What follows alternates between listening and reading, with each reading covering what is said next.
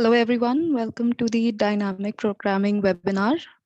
Um, Mr. Sanket Kedia, a software engineer at Oracle USA, is a graduate from IIT Kharagpur and has previously been associated with American Express, Adobe Research, and the University of Alberta.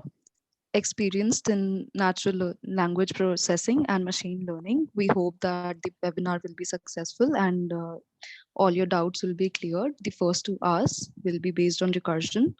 Thank you so much for waiting, and we are going to start with the webinar now. Thank you, Ayushi. Hello, guys. Are you able to hear me as well as see me? You can acknowledge by typing on the chat. Right? Is everyone able to hear me and see me?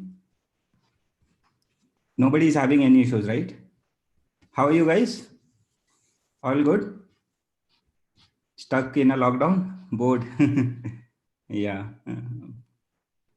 Terrible. Yeah. Even I got stuck. You know, my flight was for the US was scheduled on the 20th of March, but I just couldn't take that flight because of this corona pandemic. So I am right now. Yeah, I am in self quarantine.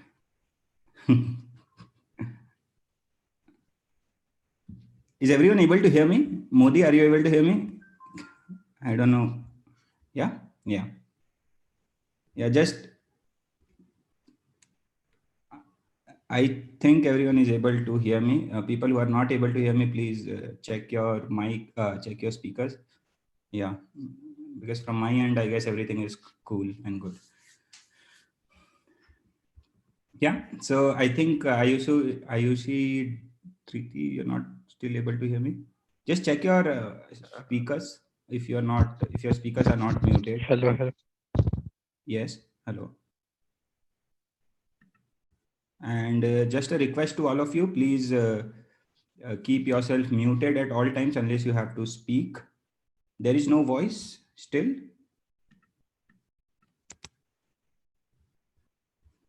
So you just check your, yeah, I guess people are able to hear me. You can check your computer speakers, and you can.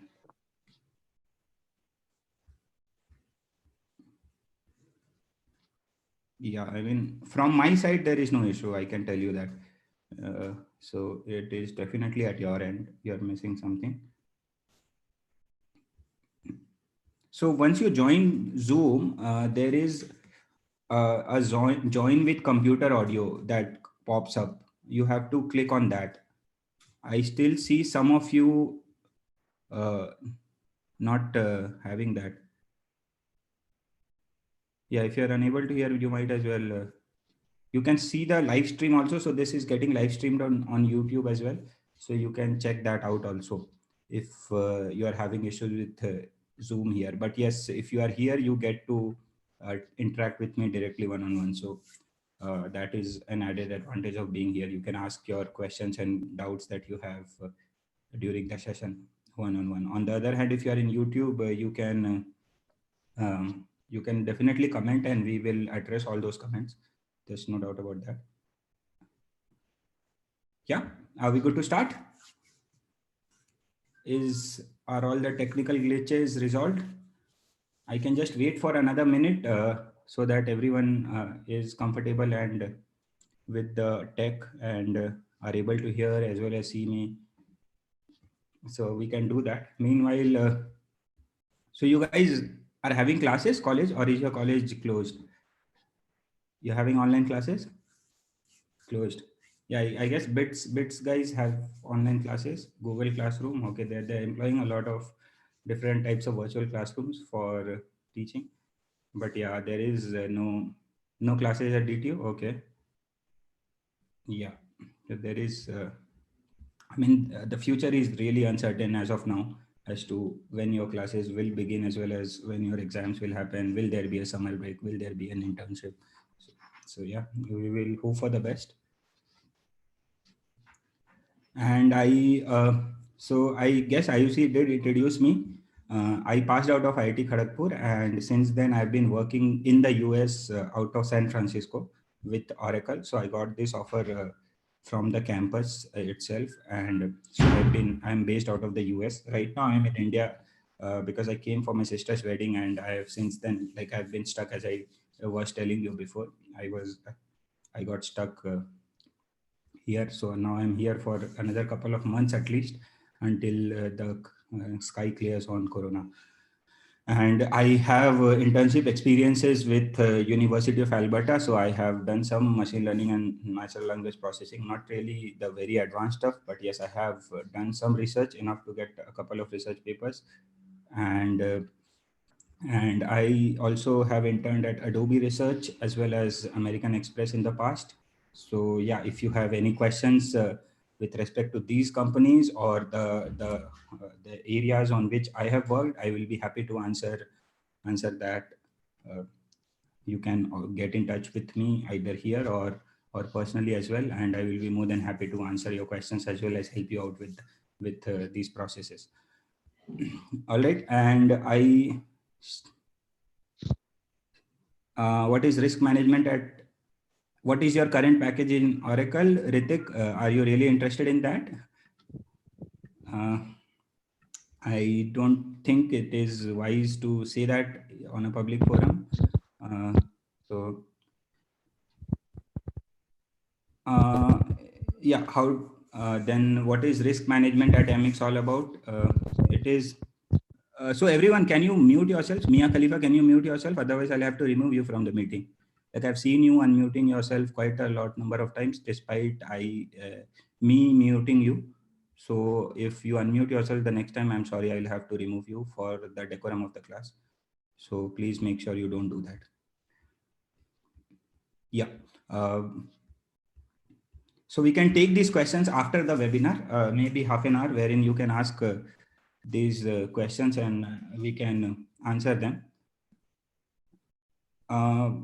Also, I started DMux Academy about 8 months back, and this was with an aim to help college graduates get clear technical interviews of companies as well as secure their dream jobs. So I realized back when I was in college that there is a huge gap between what universities teach and what is asked in the interviews, and students are more often than not left on their own to prepare for these technical interviews. So that's the reason why we started DMux Academy, and we thought that it would be good if we, being experienced people, we have been working in the industry for quite some time now, as well as we have experience with respect to technical interviews. We've given and cleared, like, combined, the total team has given cleared more than 30-40 technical interviews of different companies easily. So we thought that we might help you out with that. So that's the reason we started DMux Academy.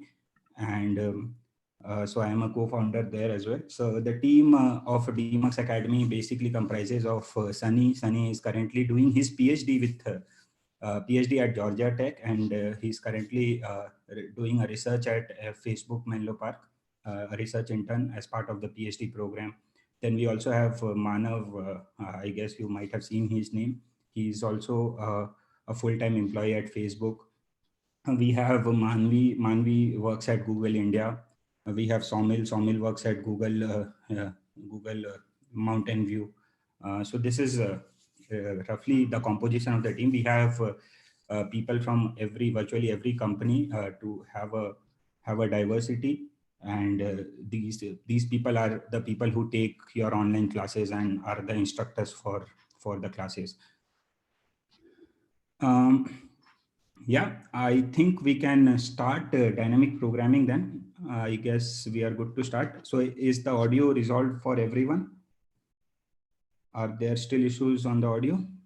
Anyone? Feel free to let me know now. And we will have someone from the team maybe work with you and help you resolve that. All right. So whenever you get time, do check out the website of DMux Academy. We promise we are not just for the purpose of minting money, because that's what most coding academies out there in the world do. So we already earn a lot from our jobs, so we don't really need your money, to be very honest. So just check it out whenever you get time.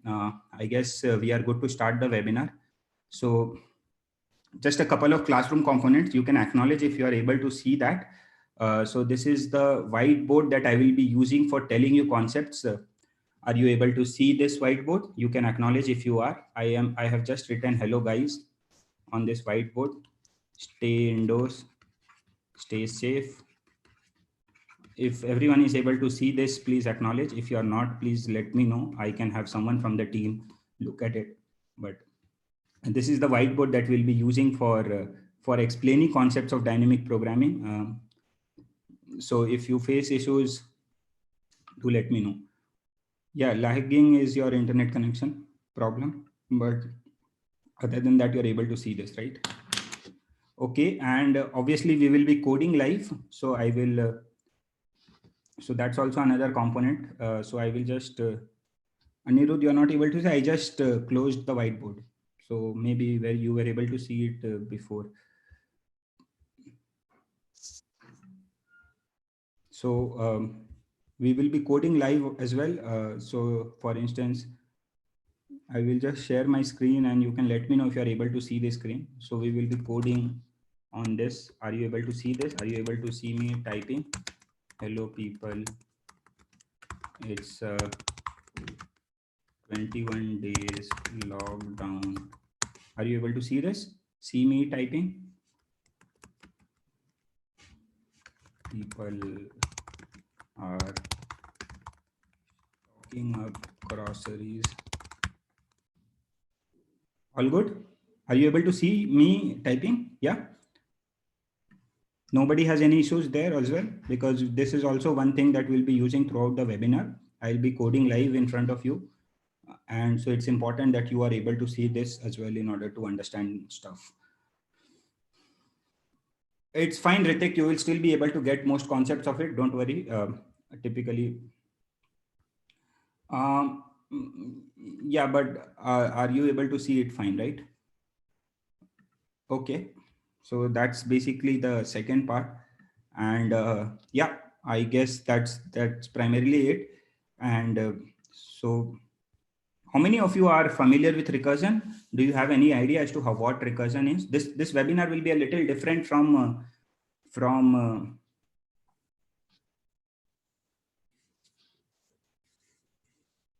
yeah, only basic. That's what I'm assuming. It's basic. I will be covering the basics of recursion also. I mean, so I'm assuming you just have a fair amount of idea as to what recursion is, but I will give you a perspective about recursion. Yeah, Sam, don't worry.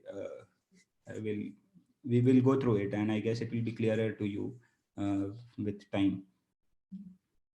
Yeah, yeah, Tavish, that should be fine. It will be C++.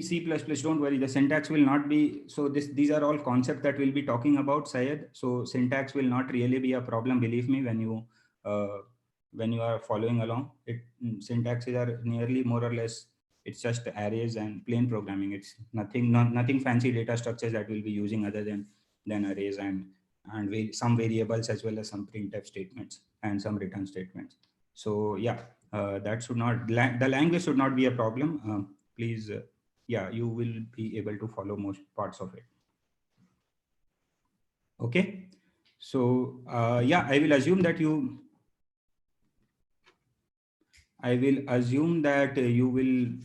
you don't know recursion, and I will start from the basics, absolute basics. So this webinar will be different in the sense that it will not be just a monologue where you will be consuming information and I will be giving out information. It will be an interactive webinar, more like a classroom wherein you are learning stuff. That's the goal of this webinar. I will speak. You can also. I will ask you questions. You can tell me the answers. You can ask questions. I will be more than happy to clarify answers. So in that sense, it will be different from a regular webinar. So we will. So this is the agenda for today's webinar, and that's why we have given it enough time so that you are able to get concepts of dynamic programming in the time frame that we have allotted it. So we will be doing dynamic programming, and the agenda for today's class is I will first guide you as to how to go about writing recurrence relations. This is recurrence relations are very crucial when we want to learn dynamic programming. And as part of writing recurrence relations, we will uh, we will see recursion in action. So you will be able to understand that. And then once we have a clear cut idea about how to go about writing recurrence relations, we will use that to after that we will look at whether we will define sub problems, and we will check if they are overlapping or not, and then we will move on to the real stuff, which is basically framing a dynamic programming solution for your question. So this is what we will be doing mostly. All right, sounds good to everyone? Yeah. If there is just one personal suggestion from my end, at any point you feel I'm going fast, at any point you feel it's going above your heads, please stop me, ask me questions, get as much as possible from this session, because see, you are allotting 3 to 4 hours of your time for this. So don't make it go waste at any point in time. So be selfish. There is no harm in being selfish. When you are learning, you can be selfish. Be selfish and make sure you get things clarified. Make sure that you get something out of the session, and not don't just walk out of the session 3 hours later not getting anything. That's just a waste of time for you as well as for me, right? Okay. All right, so I will start then. So computer science is mostly about solving problems, right? So we what we want is, we have computers, and we as programmers, what we do is, so this is a computer, and we at programmers, what we do is, we want to write programs to solve problems, so that you are able to solve problems. What is one basic example of it? Let's say you want a computer to do a very large multiplication. Like, that's how originally computers were invented. They were invented to do computations, arithmetic and logical computations. And that's how probably you got an ALU in your computer, arithmetic and logical unit. But let's say you want your computer to multiply a huge number with a huge number, something that humans cannot do at one go. Let's say this is a multiplication that you want to do. So this is a problem, right, which you want to solve, and you write a program which is nothing but a set of instructions that you give to the computer to solve this problem, correct? And what the computer outputs is the answer to the problem. So this is why we as humans have designed computers, and more applications or programs are being written by humans these days which solve problems. Nowadays there has been more emphasis on solving real life problems with computers. So for instance, you have an Uber or an Ola, just one example, which solves a real life problem of humans, wherein the problem is that they are not able to book cabs. So computers are all about solving problems, and that's dynamic programming is also one such programming paradigm. So it's a concept which helps us solve problems. Just think about it in this way. Humans designed this because they wanted to solve problems. We will get to what a problem is. We will double click on this and we will see how we can represent problems formally. But yes, at a very high level, this is what you have to know, that basically dynamic programming also helps us solve one problem. All right. So problems for us are mostly mathematical. For us are mostly mathematical, and we want the computer to solve these problems for us. Okay. So for instance, as I told you, one such example is you want the computer to multiply stuff for you. Let's say you want, similarly, if you have encountered problems, computer problems before, typically you have data. What is that data? Typically you have numbers, let's say, or a series of numbers. You can store it in some data structure, let's say arrays or linked list. I don't care about that. But typically you have data, and you want the computer to solve some problem with that data. Correct? Is this part like making sense to people at a very high level? I have not really zoomed into it. I'm just telling you at a very high level what problems are and what computers are meant to do. So is there any questions so far? Is it clear? You can acknowledge if it's clear. Like nothing rocket science, just straightforward things that I told you. But yeah, we will gradually build on it. So it's important that at every milestone or at every juncture, things are clear to you, so that when we build on things, you don't have a gap in the learning.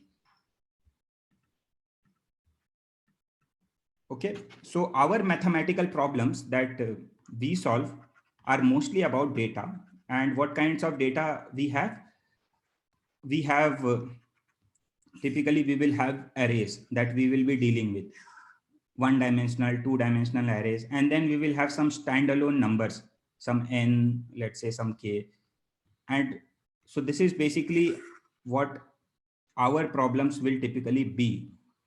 And what dynamic programming says is that I will solve this problem by first solving sub-problems. What does that mean? That means that I will first solve a smaller version of this problem, a smaller instance of this problem, and then I will use that. I will combine those small instances to solve the bigger problem that I have at hand.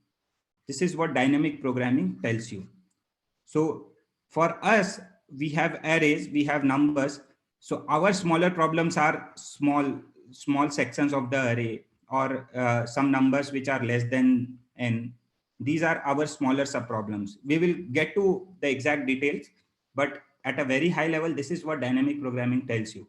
That what I will do, sir, for you is I will first enable you to solve smaller versions of the problem, and then I will let you combine those smaller versions of the problem to arrive at a solution for the bigger problem. This is the actual problem that we want to solve. Okay, so this is what dynamic programming tells you. Now, for solving these problems, one tool that really comes in handy is recurrence relations.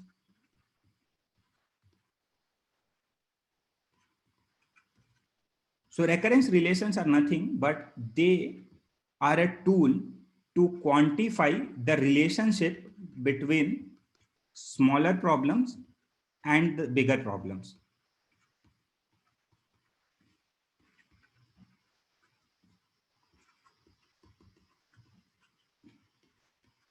What does that mean? I just told you that what dynamic programming tells you is that you have smaller problems, you can solve those smaller problems, and then you can combine them to solve the bigger problem at hand. And I'm just telling you that typically this relationship between these smaller problems and the bigger problem can be represented or using a relation which is called a recurrence relation. Okay, just one jargon that I have introduced so far, a recurrence relation. Tell me if it's not clear. Do you understand what a recurrence relation is? We will see how to write recurrence relations. We will take up a question, but at a very high level, is this clear to you? Is there anyone who is having issues? You can stop me right now if you are having issues. Siddhant, I just told you that, do you understand this part, that when I'm solving problems, I want to solve smaller problems and then I want to combine them to form. So recurrence relations are nothing but they help us to quantify the relationship. Yeah, it's a relationship between a sub problem and a bigger problem. Yes, that's right. We will see how to, we will see that in action. Okay, so far I have just introduced this much. Let's take a very simple example to understand or make this concept, whatever I have introduced you, more concrete. Okay, let's take, I will just paste a question, a link to a question, very simple question. This is the question. I just pasted it in your chats. Please go through it and then we will look at the problem.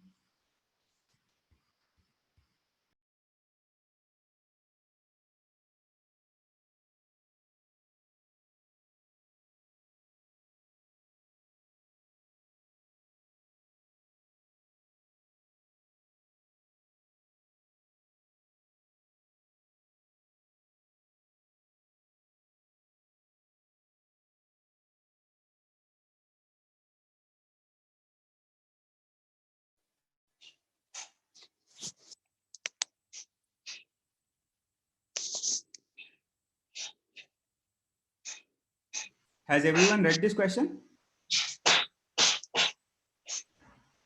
People who have unmuted yourself, can you mute? Easy problem, but yes, we will build on this. And towards the very end of the session, you will realize things going haywire if you don't follow now. Yeah, I will explain to you the problem. Don't worry if you have not read it, but I can wait for maybe 30 more seconds.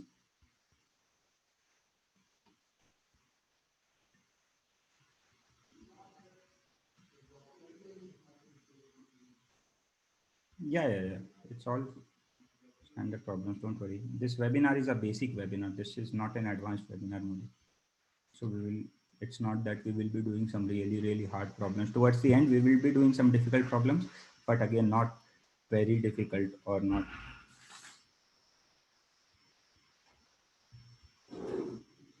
Okay. Has everyone read it? So now I will tell you what the problem is. The problem is that you have staircases.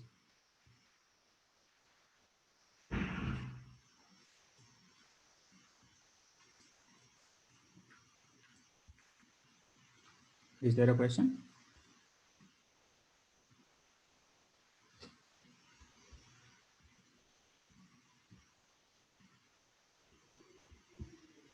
Just let me open up the question.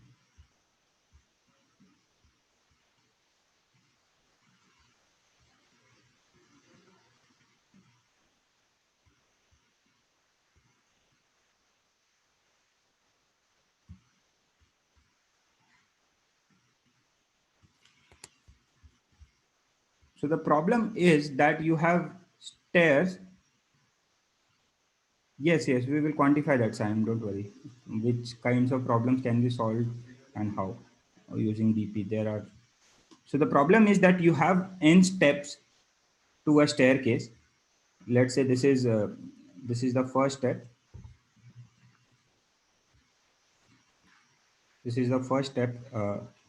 You are here somewhere, and this is the second step, third step, fourth step, fifth step, and so on till n. You at any point you can either jump to one step or take two steps. You have to tell me how many ways you can reach the final destination. So I will just give you one example to make it more clear. Let's say you have a staircase of two, right? So this is one, this is two, and you have to reach here. You are here. So how many ways can you reach to? You can take one and reach here, or you can directly jump two steps to reach here. Okay, this is the problem.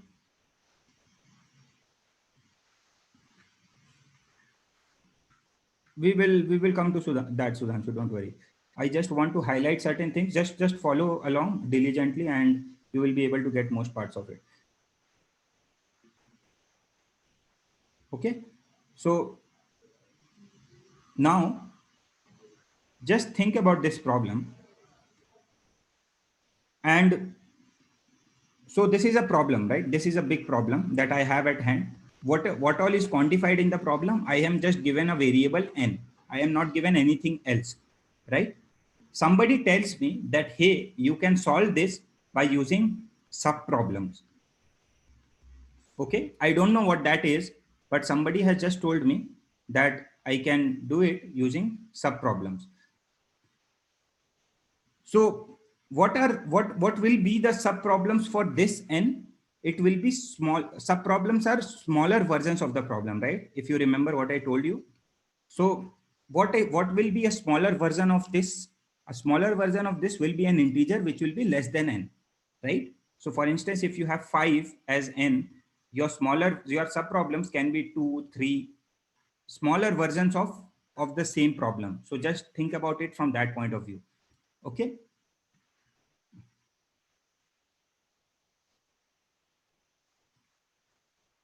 So now, yeah, Ritik, it's not important that you are able to solve the question. It's more important. What's more important is what is the thought process which made you arrive at that solution, and whether, because that's very important when you go on and solve hard problems.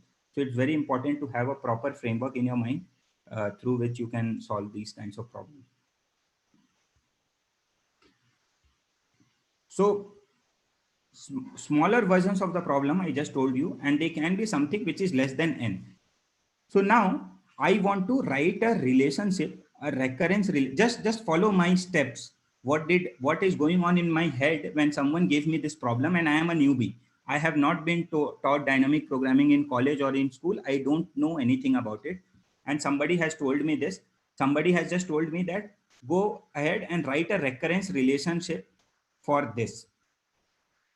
So now I know, I just read the problem and I saw that there is just one variable in the problem. What is that? That is n. That's a variable which quantifies the problem. And I told myself in my head that, okay, if this is a problem, what will be the subproblem of this? The subproblem of this will be an integer which will be less than n, will be integers less than n. So now I want to have a recurrence relationship to denote the relationship between this final n and smaller instances of n. Correct? This is what I want to do. So now, when I am devising a recurrence relationship, there is usually a decision making that is involved, which is really critical to coming up with a recurrence relationship. And this is the decision making that you have to master if you really want to master dynamic programming. If you really understand what kind of decisions you have to make, you will be able to write recurrence relationship for problems at ease, and you will be able to solve them. Solving them is not a big deal. Coming up with a recurrence relationship for harder problems is a deal. And for that, I'm telling you that decision making is really important here.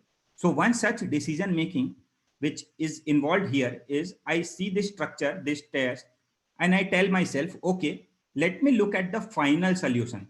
One decision making. I'm just giving you some patterns. One decision making is generally you look at the final solution and you comment on how you arrived at that final solution.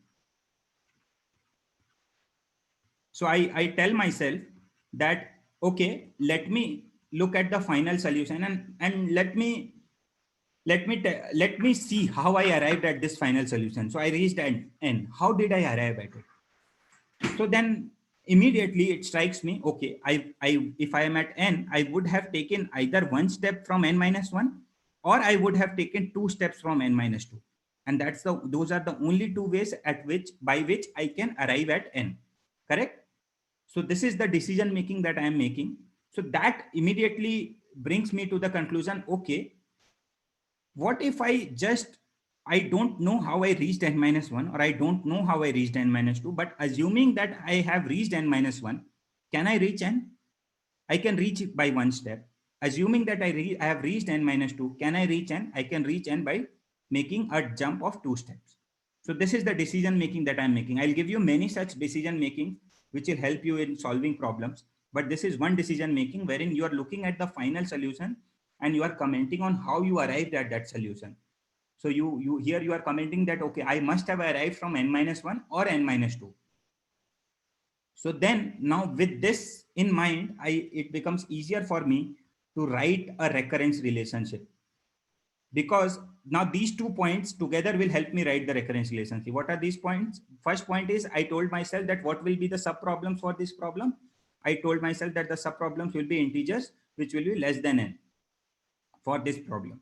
And then I told myself that, okay, what is the decision making? I told myself that, okay, look at the final solution and look at how I arrived at that solution. And I told myself I can arrive at that solution by either n from n minus 1 or n minus 2. So from here, I can denote a recurrence relationship. And now just see how I denote a recurrence relationship. So I tell myself that let Sn denote the number of steps, the number of ways in which I can reach n.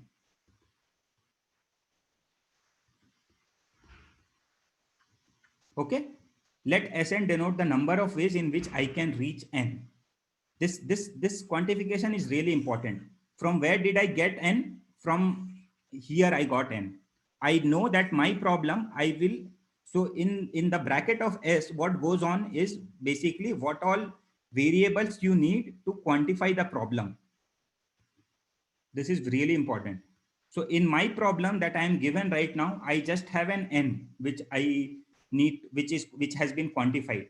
So my S n will only be the variables that I need to take into account here will only be n.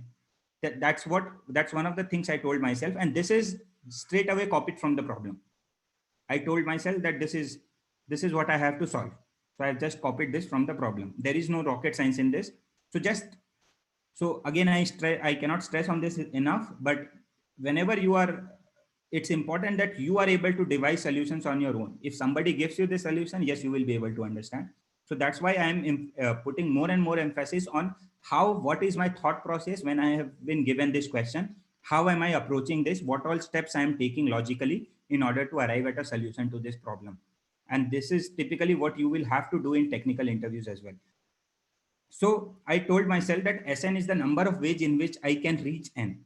So then I take decision making into consideration, and I'm now writing a recurrence relationship for this. So I told myself that, okay, I can reach n from n minus 1 and n minus 2. So I can tell myself that how many ways can I reach n? So let me reach n minus 1, and then I can take just one step to reach n. Similarly, let me reach n minus 2, and I can take just one step to reach n. So this is basically my recurrence relationship for this problem. I will take a pause and you can ask me questions on this. Again, the important part is how I arrived at this, and not really what is written here or whether you understand this in English or not.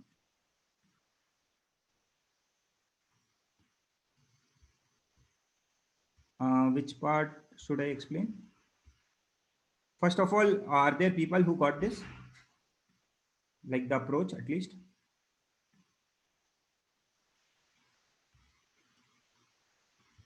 We will work out the details. I'm not working out the details right now. I am just at a very high level. I have just seen the problem and this is what I'm doing. I have not really gone down to solving this. Yeah, I can explain how I arrived at the recurrence relationship. So I told you that there is a decision making that's involved when I solve a recurrence relationship, and that decision making is, one such decision making I told you is that you look at the eventual solution and you comment on how you arrived at that solution. So I told myself that what is the eventual solution? My eventual solution is me reaching the final stage, which is n, right? So I told myself that, okay, I have to reach n. How do I reach n? I can reach n from n minus 1, from n minus 2 by taking two steps and by taking one step respectively, right? So that decision making I am using to write this recurrence relationship. Now in the recurrence relationship, typically you will have, it will mostly be a function wherein you will have states here. So here what you write is an instance of a problem. And this instance of the problem comes from the problem itself. In the problem, I have n. That's the only thing that I have in the problem. So that goes naturally in this function. And then how can you write Sn is Sn minus 1 plus Sn minus 2? Yes, I can tell you that. So once I know that this is what Sn means in English, it's very important that what Sn means in English is clear to you. So I told myself that Sn in English is number of ways in which I can reach n. So then I'm telling myself that, okay, if the number of ways in which I can reach n is Sn, what is Sn minus 1? Sn minus 1 is the number of ways in which I can reach Sn in which I can reach n minus 1, correct? Similarly, Sn minus 2 is the number of ways in which I can reach n minus 2, right? So I told myself this fact together with the decision making that I told myself that, okay, whatever number of ways you have to reach n minus 1, I don't care. That is Sn minus 1, but you reach n minus 1 and then you can just take one step to reach n, right? So the number of ways to reach n from n minus 1 is still Sn minus 1, correct? Similarly, I told myself that I can reach n minus 2. The number of ways I can reach n minus 2 is Sn minus 2. So then I told myself that, okay, from here you can just take one step and you can, from here there is, can you mute yourself? Wait, I will mute. Hello? Are you saying something, Rita?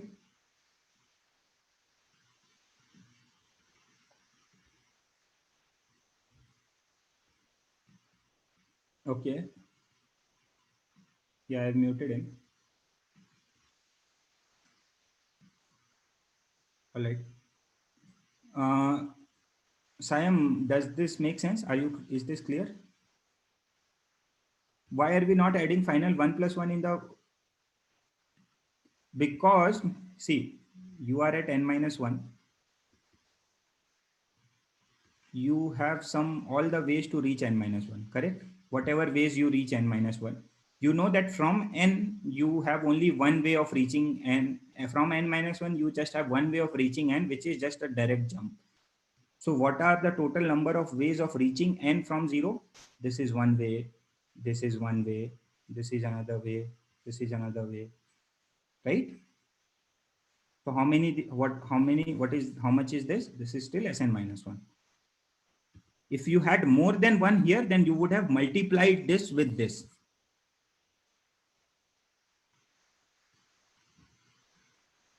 Correct? Similarly, you can argue for n minus 2. And that basically makes me arrive at that plus. That makes me that this is a plus. There is nothing else. When to multiply? That's basic combinatorial maths, that you have, let's say, many ways of reaching here, and from here, let's say you have many ways of reaching. So how many total paths you have to reach from here to here? This is one path, this is one path, this is one path, this is one path. So for every one you have x, and this was n. So how many you will have? You will have n into x, right?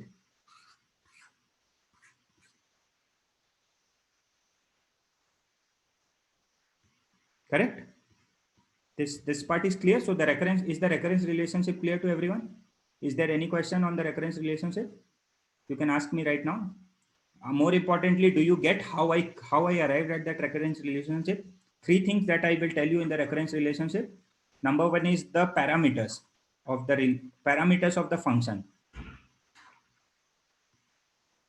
So what are the parameters of the function? That is nothing but a problem at hand.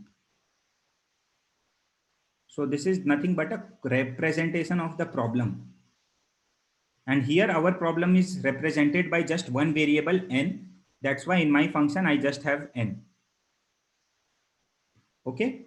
Then I have a decision making with which, and here I told you that the decision making is that you look at the eventual solution and use that and see how, and comment on how you arrived at it. How you arrived at it. This is the second part. And combining these two things, I wrote Sn, which is Sn minus 1 plus Sn minus 2.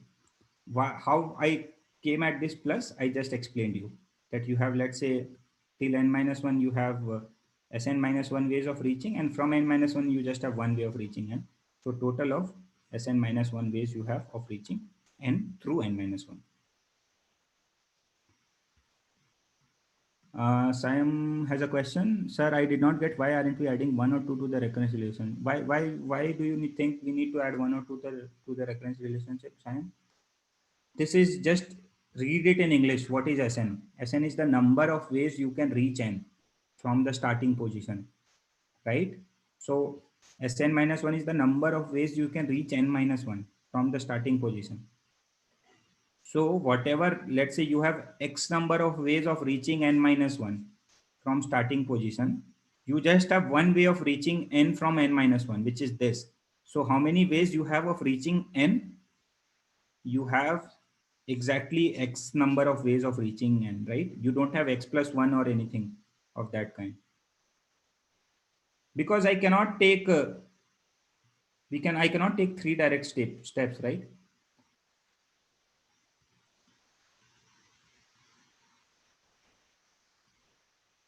So we should keep the final in mind and search for small steps. Yes, this is one way.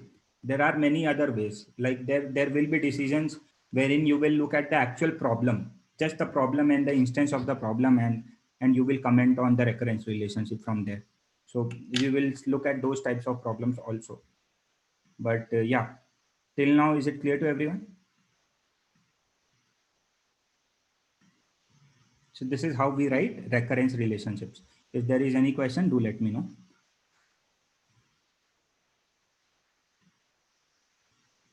I can give you the link, Rahul. Don't worry, this is the link.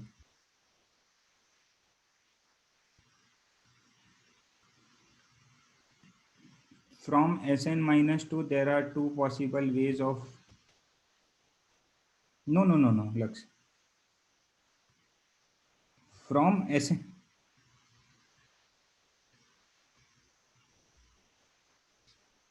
Yes, I guess everyone else is able to hear me. See, I will tell you. You are at n. What I told is how you arrived at n. So I told you that you either have taken a direct jump to reach n from n. What is the last step? So I'm talking about. That's the only thing that I'm talking about in the decision making. Right? So I'm telling me how I reached at n. What was my last step? Before I was at n, where was I? That's the question that I'm answering. So before I was at n, I was at n minus 1. I might have been at n minus 1 and I would have jumped once. I might have been at n minus 2 and I would have jumped.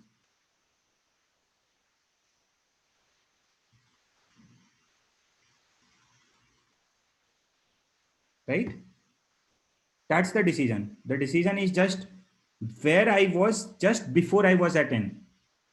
I was either here or I was either here. I was not at any other place. Just before I was here. So I just took one step and I reached n.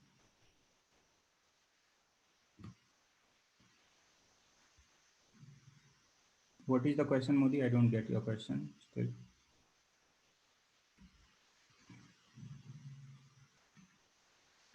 Okay, so if this is the relationship, then you have...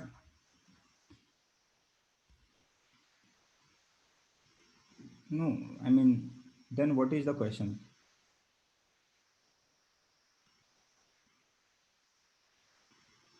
I still don't get the question. Like, you can quantify it better and then articulate it better. That might help. Yes, I will come to the code. Don't worry. So this is how I have written the recurrence relationship.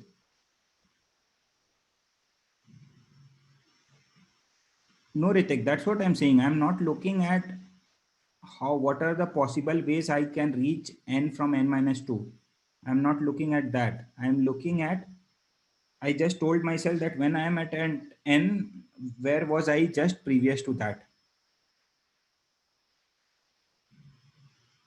Yeah, the approach is same. I will just take another question. Don't worry. Where we will have an array of the possible steps, and then we will look at that also.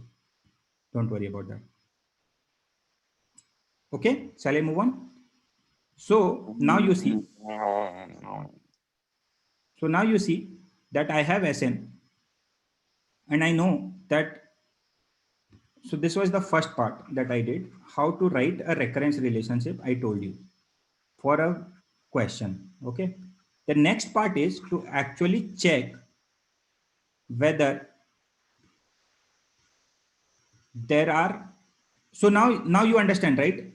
What are your sub problems for n? Your sub problems for n are n minus 1 and n minus 2, right? If you solve them, then you are able to solve n automatically, right? So these are your sub problems, and this is what we meant when we said that we want to solve our sub problems first, and then we can solve the original problem.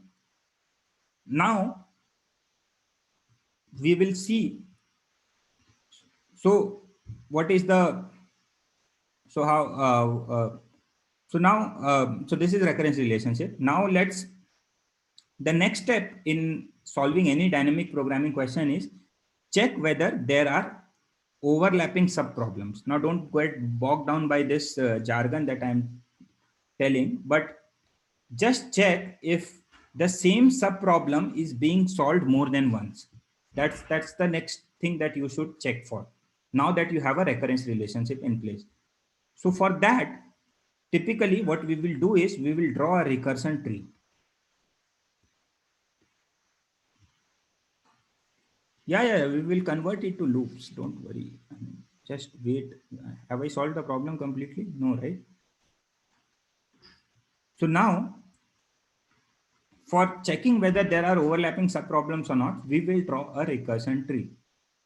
What is that? Don't worry, I'll tell you. So see, So how from how did I reach Sn? I can reach Sn from either n minus 1 or n minus 2. Correct? If, till here it's fine. Yeah, I will tell you. Overlapping subproblems are nothing but the same subproblem is occurring again and again. So what is a subproblem? I told you n minus 1 is a subproblem, n minus 2 is a subproblem, right? So it's the same problem or subproblem occurring again and again. That's what we mean by overlapping subproblems. So just see. So from n, I can come from n minus 1 and n minus 2, correct? Now, from n minus 1, how can I come from n minus 1? You can use the same relationship that you had here. You had this relationship. Now, what you can do is you can substitute n minus 1 here in place of n. So what will it become? Sn minus 1 is Sn minus 2 plus Sn minus 3, correct? I just substituted n minus 1 in place of n in this relationship. So that will lead me to saying that, okay, from n minus 1, n minus 1, I can come through these two. Similarly, I can substitute n minus 2 here in place of n, and then I will get n minus 3 and n minus 4, right? And I can keep doing this exercise. Now just see, is the same subproblem occurring more than once? Just look at n minus 2. We have n minus 1, 2 that we have here. We have another n minus 2 that we have here, right? Similarly, we have n minus 3 that we have here. We have n minus 3 that we have here. What does that mean? That means that when I'm solving n, I will be solving n minus 1 and n minus 2, right? Now, when I'm solving n minus 1, I will be solving n minus 2 and n minus 3. And when I'm solving n minus 2, I'll be solving n minus 3 and n minus 4. So I'll be solving n minus 3 again. Correct? So I'll be solving n minus 3 twice. That basically tells us that yes, there are overlapping subproblems. There are subproblems which are repeating when I'm actually solving the original problem. Is this part clear to people?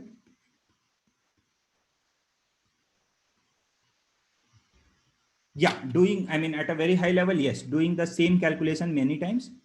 Or Sakshi, you can also say that it's basically, you will do the calculation for n minus 3 times n minus 3 here at least twice, right? I mean, you will do it more times, don't worry. When you expand this here also, you will have an n minus 3. Yeah. N minus 2 is also repeating, n minus 4 is also repeating. So these problems are repeating. And if you keep solving them every time, then you are taking a lot of time. That's the essential part. So first tell me, is the concept of overlapping subproblems clear to everyone? Right?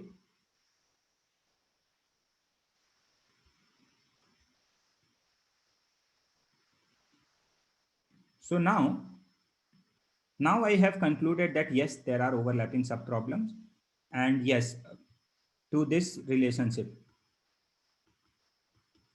So then I tell myself, okay, if there are overlapping subproblems, then the first time I'm solving a problem or a subproblem, why don't I store it? If I store that subproblem the first time I'm solving it, I can reuse it the next time I need it. Correct? Does that make sense to everyone? That's what I'm telling. That's a very logical argument, right? To make that okay, I just saw that I might be solving the same problem again and again. Like for instance, when I'm solving Sn, I'm solving n minus 1 and n minus 2. Now when I'm solving n minus 1, I will be solving n minus 2 again, right? So why don't I reuse the solution that I have gotten here?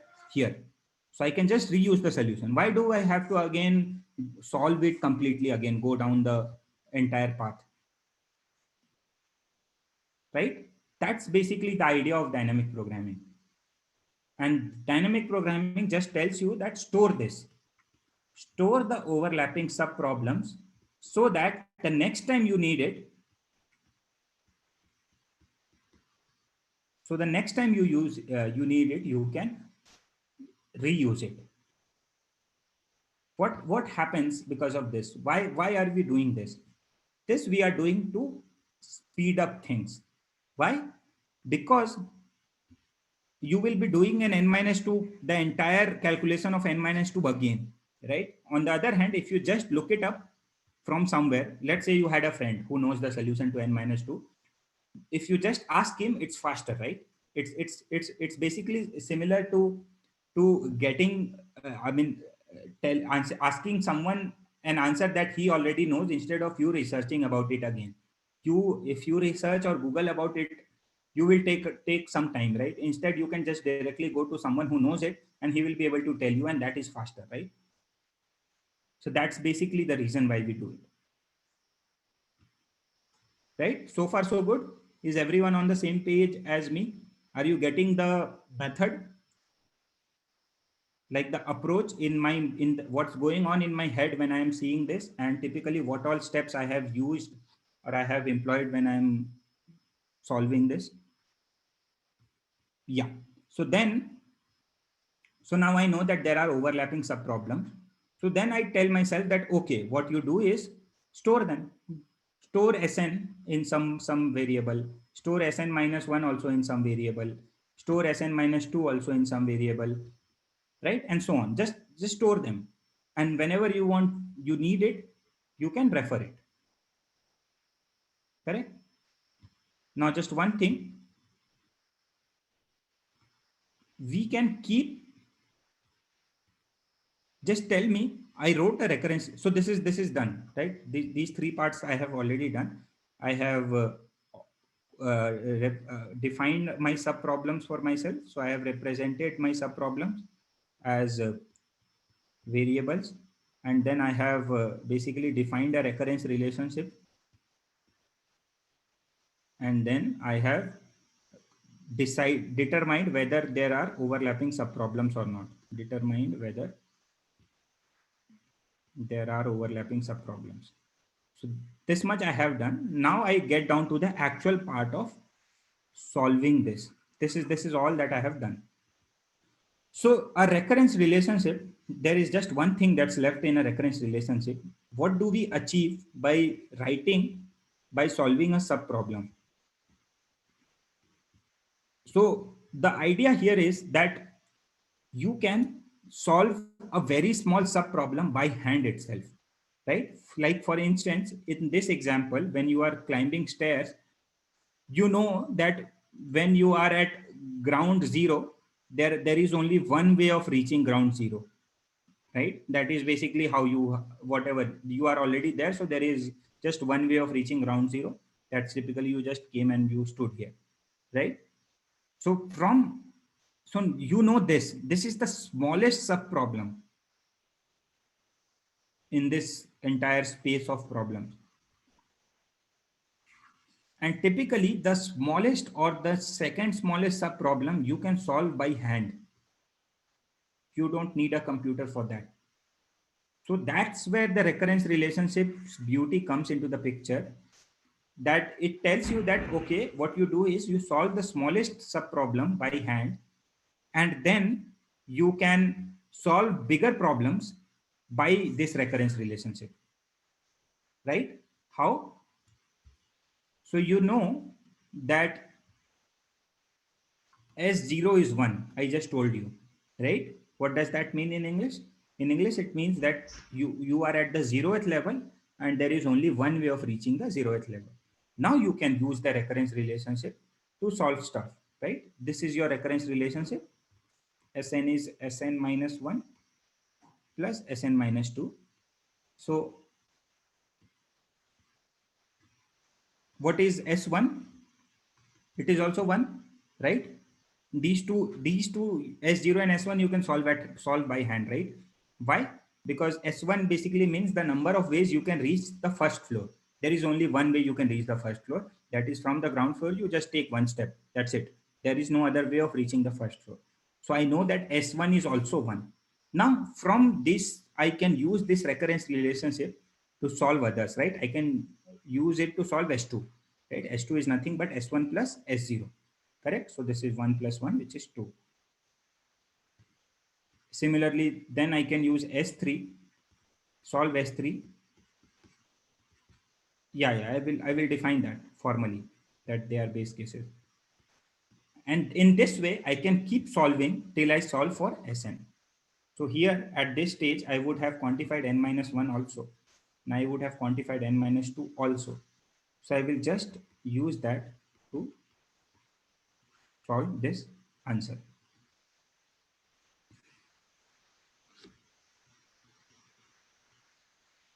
Correct? So this smallest sub problem that you can solve by hand is called a base case. These are base cases. Base is basically the smallest unit of problem that, and typically you can solve the smallest unit of problem at by hand, right? And then you can use this the base case to build on the bigger problem, the solutions to bigger problems, and finally you can solve the biggest problem,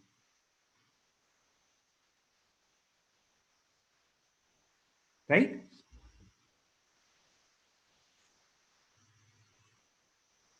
How S0 is 1? Just think about it. When you are at 0, there is there is only one way of reaching 0, which is basically you are standing there, right? S0 is not 0, by the way, it will be 1.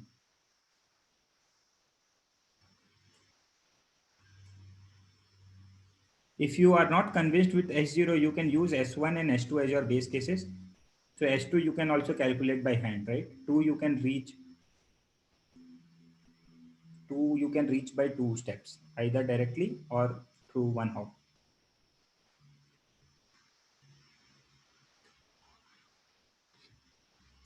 हमें base case n equals 1 से start नहीं करना चाहिए ना.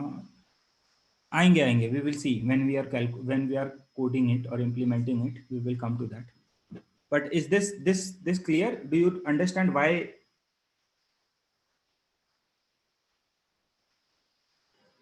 Do you understand what is the significance behind recurrence relationships? Like what we use the recurrence relationship for? This recurrence relation we use to solve the actual problem in this manner.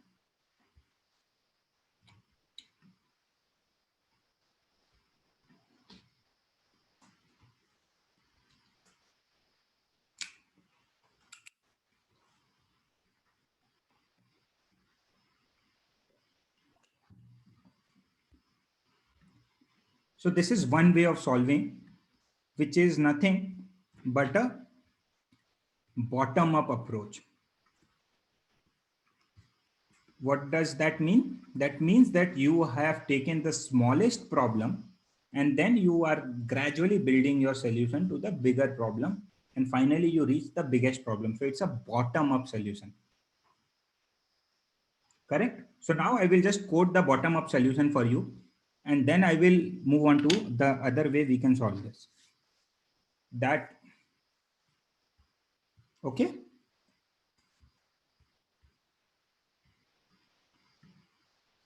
So just follow along. We don't need that, Rajesh. Wait, when I will code, you will get it. So now see. So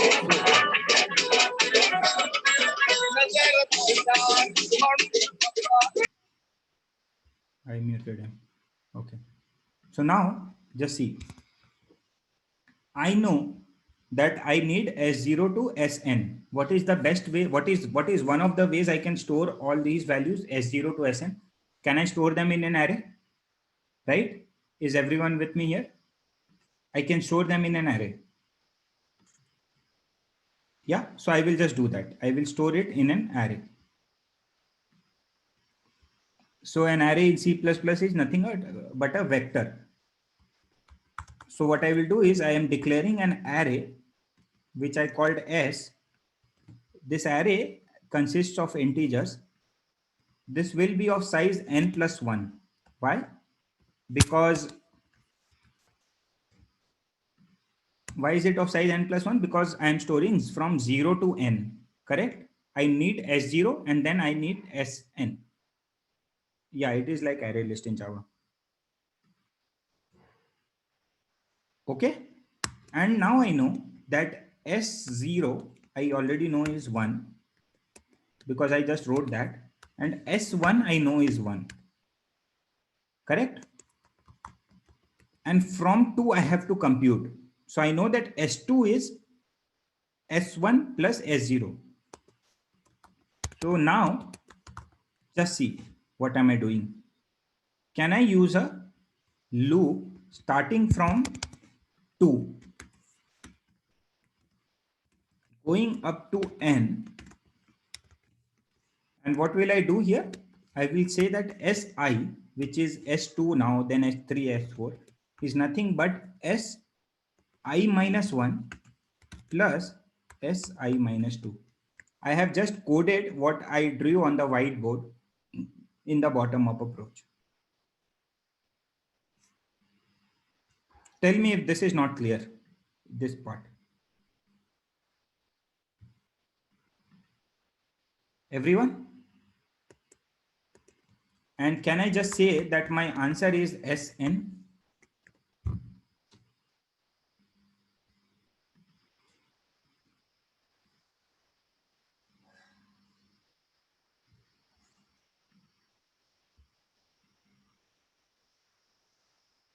Okay.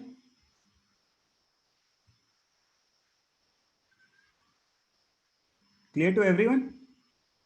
So what I did was I just coded a bottom-up approach to a question. So just take a moment to reflect on the steps that we took to arrive at this solution and everything that went on in my head. How many numbers are there, Modi, from 0 to n? N plus 1 numbers, right?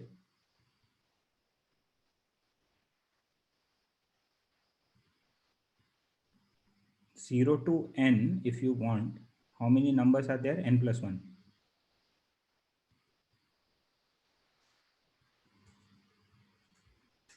If there is a limit to the number of jumps, what is that mean, Aman?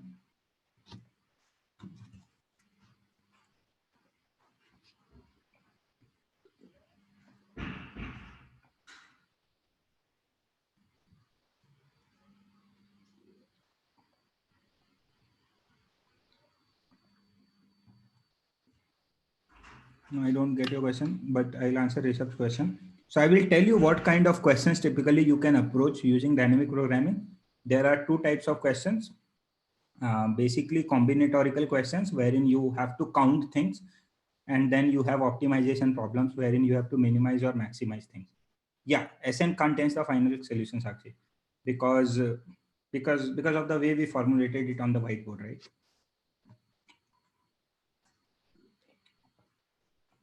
Yeah, I will take a question wherein our step leaps are more than other than 1 and 2.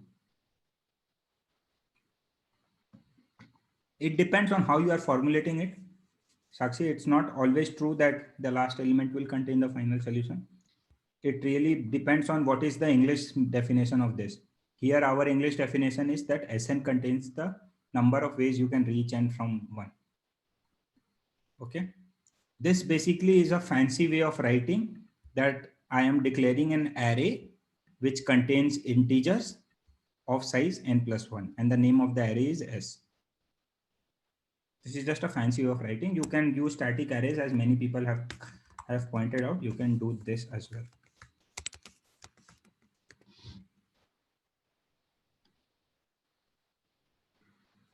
Both of them are equivalent. So this is a vector in C++. All right. Any more question? Yeah, man, I will take a question wherein we will see that if we have to do like different, not necessarily 1 or 2 jumps, then how will we approach it?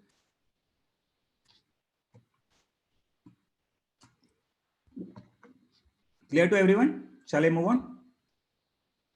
Yeah, Siddhant, where are you confused?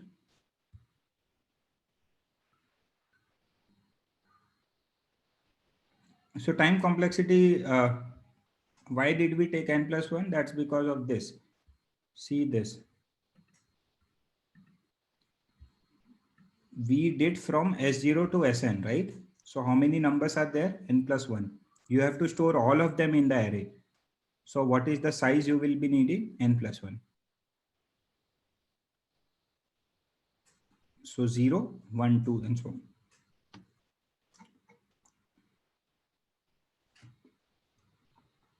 Time complexity. You tell me what is the time complexity? You just have a for loop in here, right? This for loop runs from 2 to n. So this is n. So the time complexity is order n. Correct?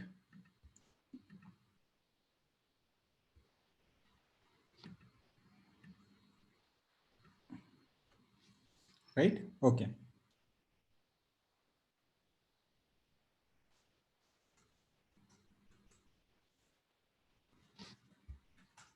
So now we will build on this. So this is one way of solving questions. Now let's see.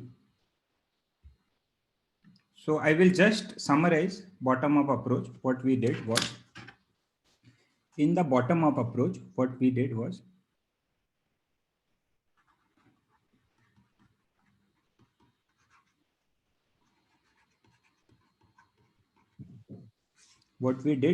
we first quantified our subproblems.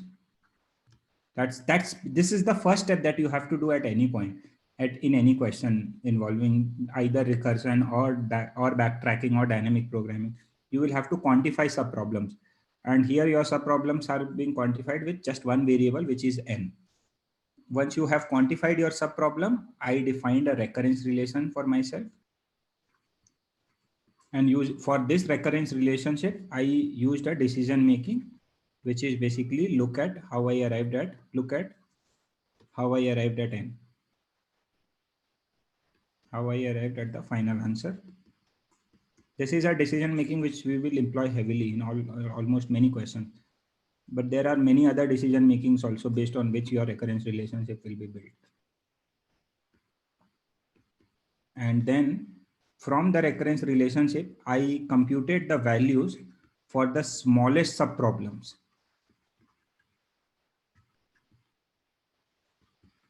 Yeah, I will tell at least one more that I have in my mind. But yeah, one more at least. Computed the values. Then I computed the values for the smallest subproblems. Which were those? Those were n0 and n1. So these I can compute by hand. I said that these are my subproblems. And then I just, in a bottom-up manner, what do I mean by bottom-up manner? I mean that I started from the smallest to the largest, from the smallest to the largest subproblem. in a bottom up manner, I computed Sn. Yeah, I have not used the overlapping subproblems here so far. Correct? This is just linear, so I did not use it anywhere. If I the top down approach, I will make use of that. I mean, that overlapping subproblem is not really an insight that we use here, right? We just saw that this is for the smallest, these are the values, in a bottom up manner, can I compute them?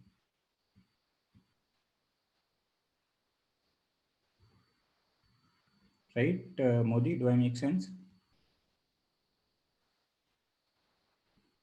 Is it clear to everyone, the approach?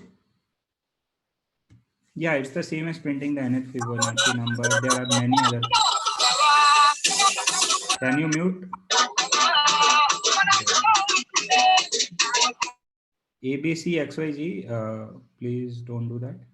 It really spoils the decorum of the class. I will have to remove you from the classroom otherwise. All right, you can act if it is clear, and then we can move on to the top-down approach for this.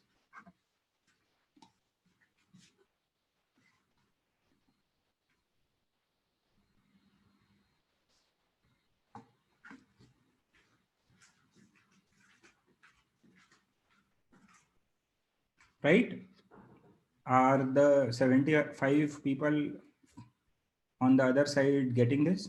Can you act once so that I know that you understand? Quickly, just act. It does not harm to just write yes or no.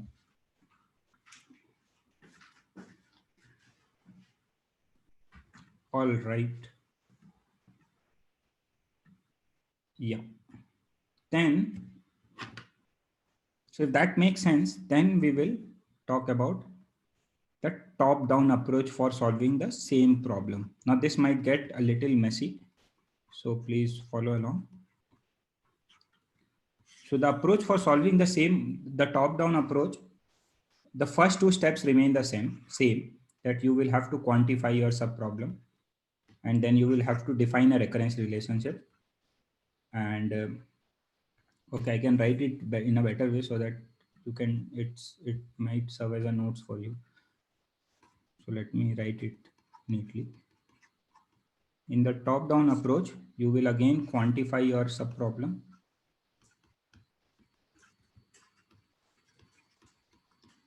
And then you will, once you have quantified the subproblem, you will define a recurrence relationship.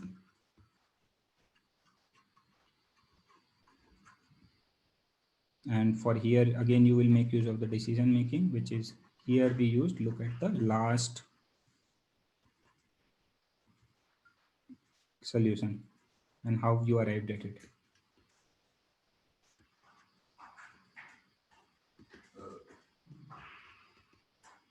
And then now here things will start changing.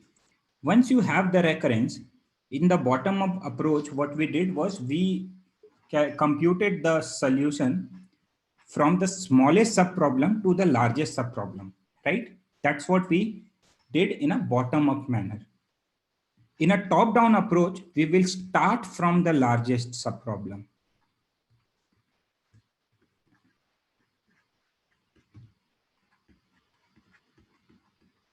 Okay, so basically we straight away say that I want to solve Sn.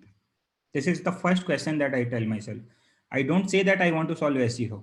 I don't say that I want to solve S1. I straight away say I want to solve Sn. Okay, then my friend tells me, okay, go, good. You want to solve Sn?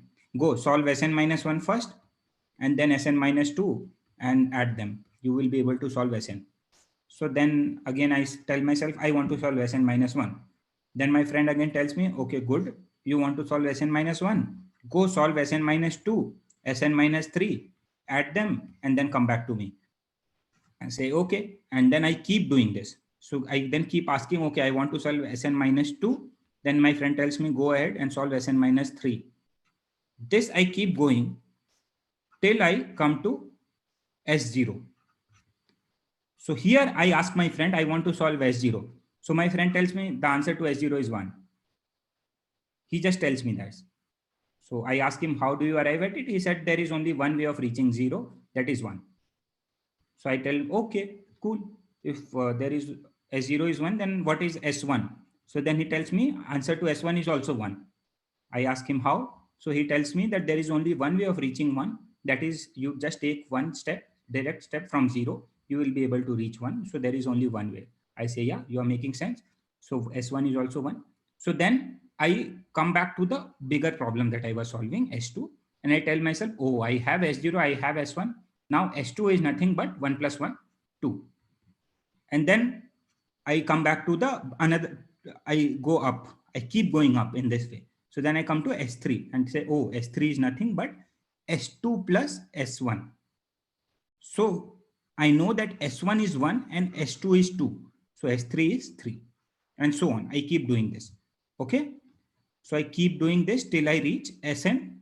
Now I have Sn minus 1. Okay. Now I come here. And my friend had originally told me that, okay, if you want to solve Sn minus 1 and Sn minus 2. So I tell my friend, hey, I have already solved Sn minus 1. What to do now? He tells me, go solve Sn minus 2 and come back to me. And then you can add both of them. So I then go and I again start solving Sn minus 2. And again, I ask my friend how to solve Sn minus 2. He tells me, go solve Sn minus 3, Sn minus 4 and come back to me. This is what I can keep doing. Okay. And then once I have solved Sn minus 2, I can add both of them to come to Sn. Right? So this is the top-down approach that I can use to solving. I have not used overlapping subproblems here, but is this top-down approach clear to people? Like at least in English, what I am doing? Yes, I am. Which part you don't understand? It's not really backtracking, Sakshi.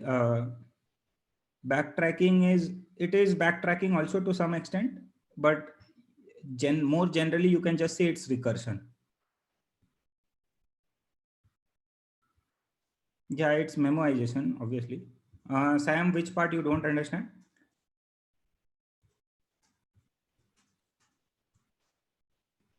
I just told that, yeah, I can explain the flowchart. Let me rub this. So by the way, are people on YouTube, whoever has stuck so far, are you able to get what I'm trying to explain?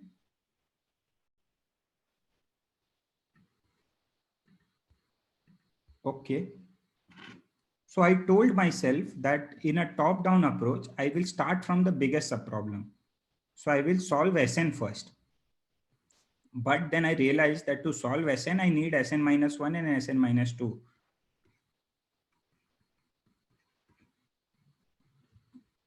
Take an example, if this is not clear. Let's take S3.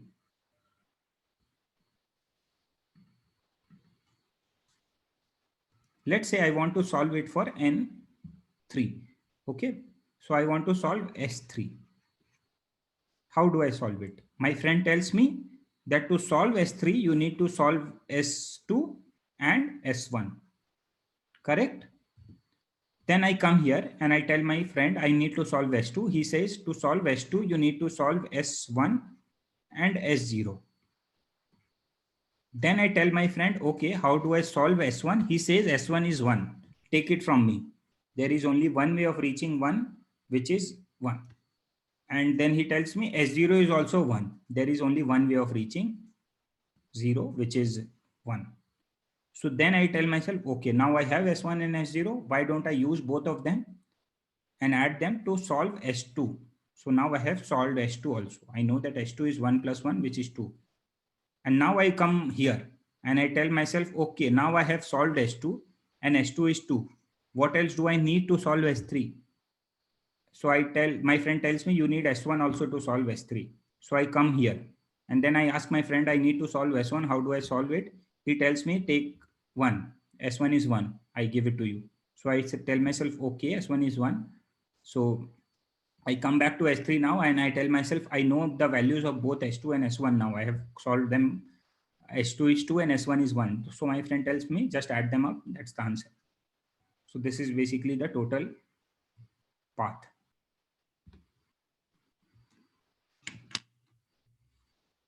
Yes, yes, Sakshi, you're right. That's what we are using. This is the top-down approach.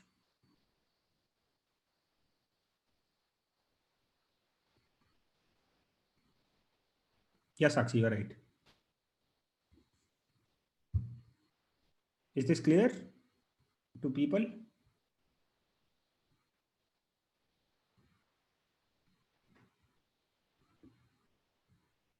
Nikita, you are also here.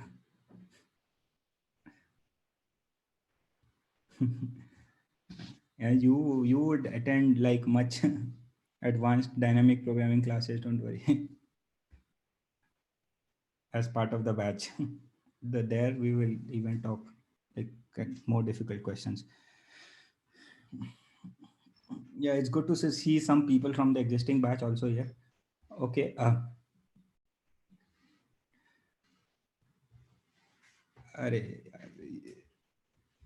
Which is better coding platform, HackerRank or LeetCode? I will answer this at the end. Okay, just keep it to yourself for now. Yeah, we will discuss. There will be a Q&A where you can ask questions. So this is the top down approach.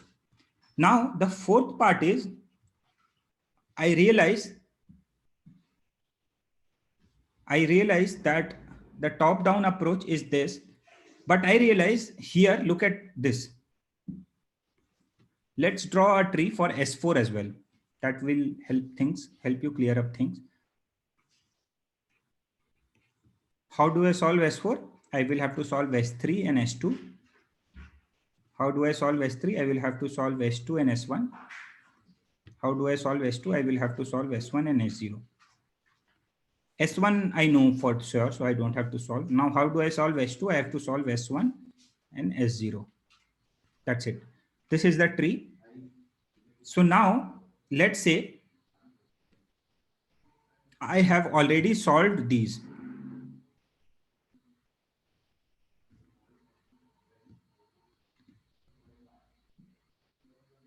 Correct? Now say I have already solved this and I know that S3 is 3.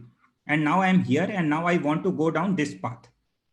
So now I ask my friend, I have already solved S3. What else do I need to in order to solve S4? He tells me go and solve S2 also. So then I go and now I'm about to start solving S2. And then I tell my friend I need to solve S2. So he tells me there are two ways you can solve S2. You can either solve it again, doing all the hard work that you were doing for S3, S2, S1. Or what you can do is, if you realize that when you were solving S3, you had solved S2 also. So then you can, so why don't you use that value again here? And then I tell my friend, okay, makes sense. So I can let me use 2, the value of S2 that I already computed, and I can return straight away from here without solving this branch. This is what I mean when I say overlapping subproblems. Correct? So I make now, this is basically in all what I do when I have to solve a problem in a top-down approach. Right? Does it make sense to everyone? Now we will switch to the editor and I will code it for you. So you might start having difficulties, but make sure you understand this first before we move on to the code. Okay. Can you make clear overlapping execution? Sayed, just think about how, just in your brain, in your head, just do a run of how you will go about solving S4. It will become clear to you that when you were solving S4, you solved S3. When you were solving S3, you solved S2. Now, when you are again solving S2, why do you want to solve S2 again? Why can't you just reuse this value? Yes, there is an overlap.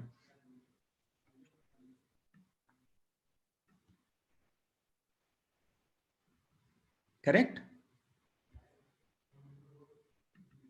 Let's see the code. You guys have raised hands. Do you have questions? You can just write your questions in the chat itself.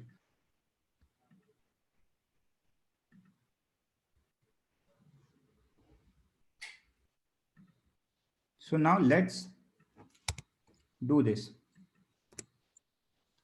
So now I define my function s, which takes an integer as an argument. What this means in English? So s computes the total number of ways I can reach n. Okay. So what? How do I compute n? S? I know that s is nothing but s n minus 1 plus s n minus 2. Right? Now, so I can say that this is the result. Right? This is, I've just written the recurrence relationship in the function. Correct? Sn is nothing but sn minus 1 plus sn minus 2. So now sn minus 1 will again call this function. Correct? And it will again execute the body. So now, and this will keep going, right? So whenever you are coding, so I will just tell you, whenever you are coding a recurrence relationship,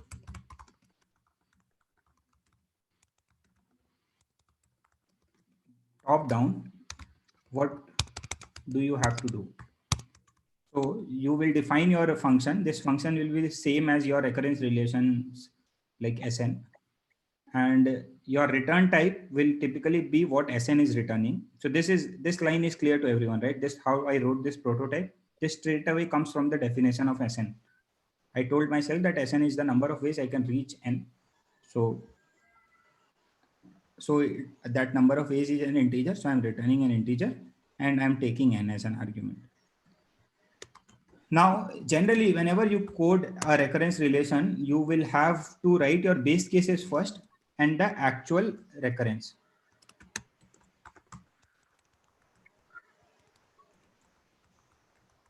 This is how you do it. So I tell myself in the actual recurrence that Sn is nothing but Sn minus 1 plus Sn minus 2. So I will just calculate that and I can return that. That's my answer. What is my base case? My base case is if my n is 0, then I can return 1, correct? Or if my n is 1, I can return 1. Right? Are there any questions on how I wrote this function, the recurrence relation? I have not really taken into account the overlapping subproblems so far. But is there any questions?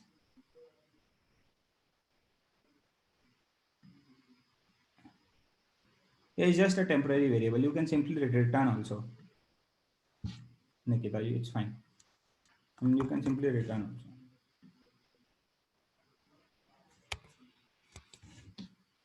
Correct?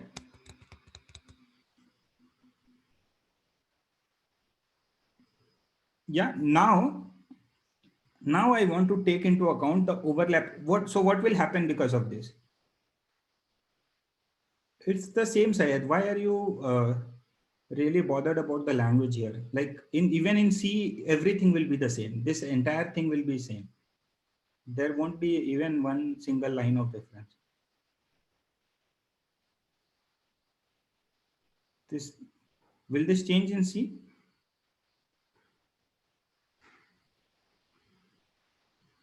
So I don't really get why you are so insistent on a language.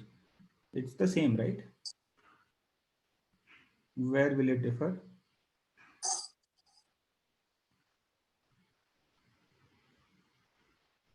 It will not differ anywhere, Syed. It will be the same.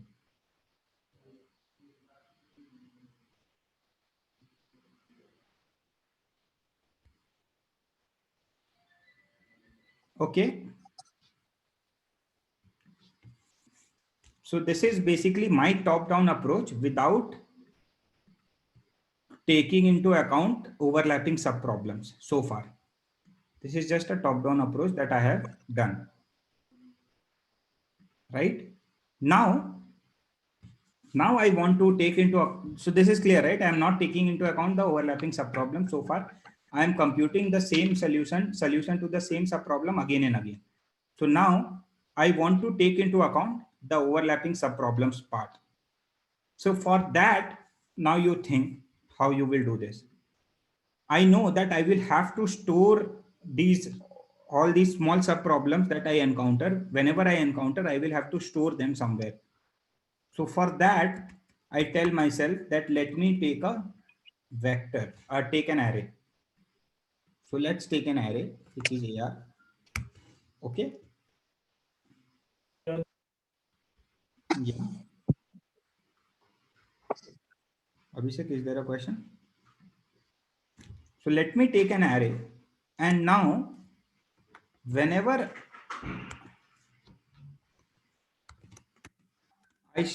I compute n minus 1, I will store it in the array.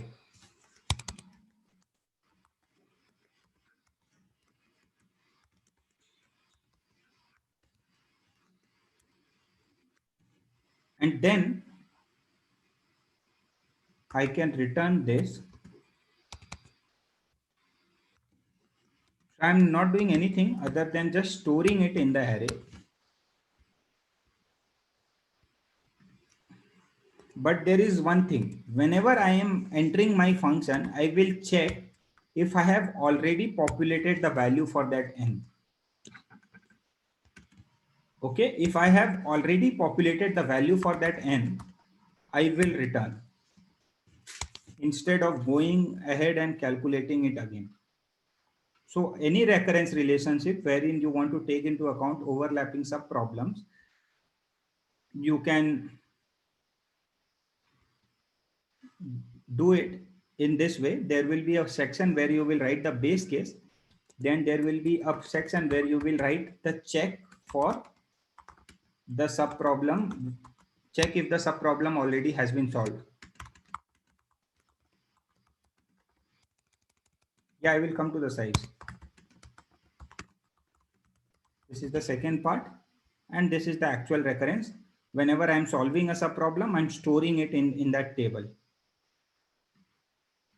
And then I am returning it.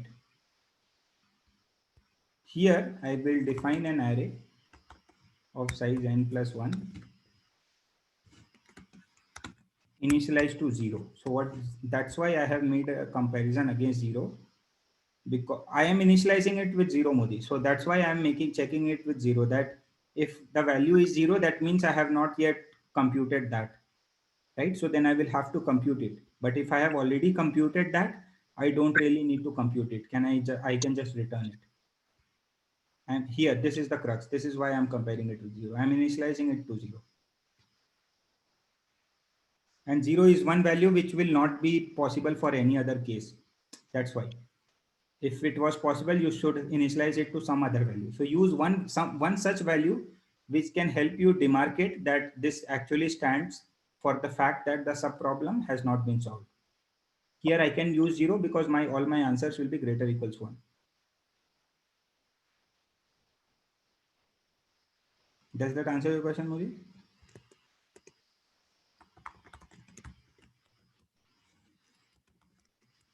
So I can just return an NS.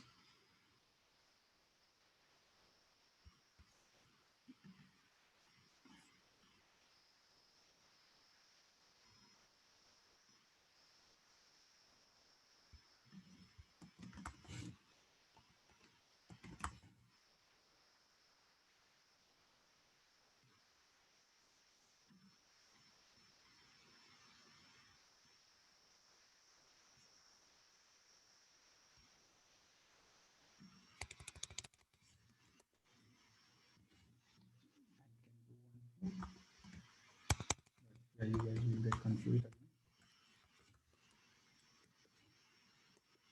I will come to that. We will analyze that. Why which solution would be preferred?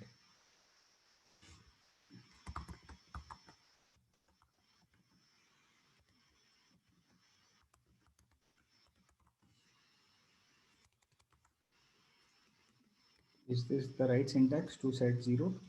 Can someone correct me? I don't remember how to do things.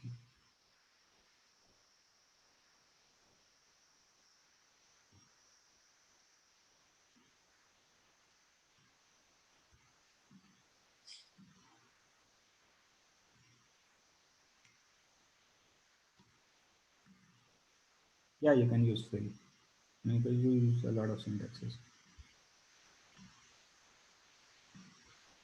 So look at this code. It's just setting it to 0.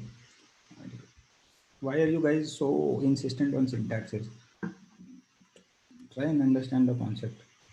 Memset is just initializing this entire array to 0. So that's the arguments that it takes.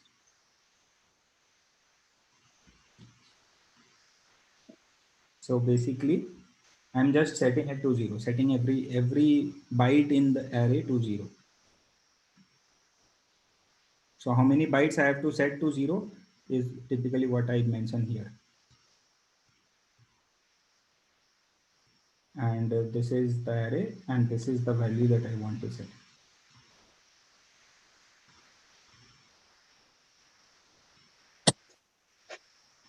So I will take a pause and I will ask you questions. Is there anything that I need to explain again?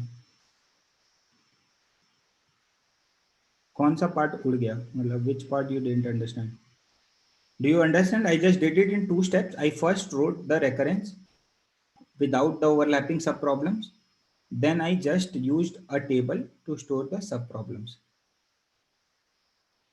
This is the table that I used to store the subproblems, and this is the generally the syntax that you will use. You will first have the space section where you can write your base case, and the section where you can check if the subproblem has already been solved, and then the actual recurrence. And in the actual recurrence, you can store, once you've solved it, you can just store it in the table. Do I need to dry run this for one example and show you? This is Sakshi, why? Because of the initial value. So this is, I'm just checking. So that, see, I need to have a way of knowing whether this problem has been solved or not. So when will this array n be not solved? When that array n will be 0. Why? Because I have set everything to 0 initially. And I know that once I have solved for a particular n, that value will not be 0. It will be greater than 0.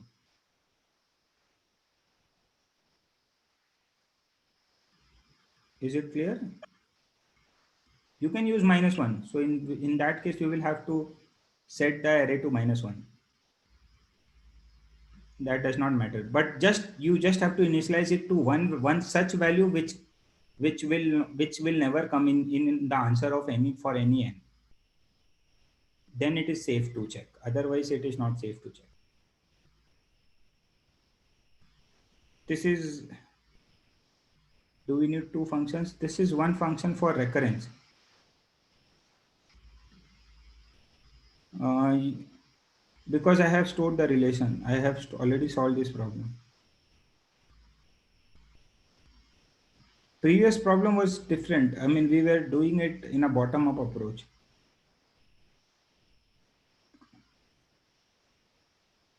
Why AR while returning? Yeah, you can use a global array with one function. That should be fine. I mean, you can put this outside.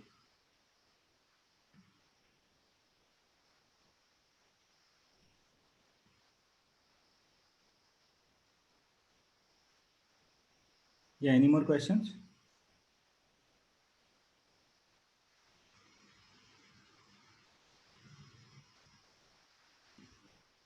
Tell me if I need to explain it again.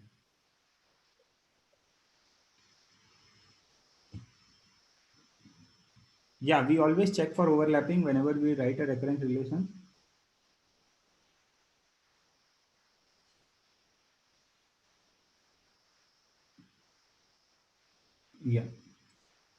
No, you cannot return Sn minus 1 plus Sn minus 2 or Lakshya, because it will compute it again then. You don't want it to compute it again, right? That's why I'm returning it from an array.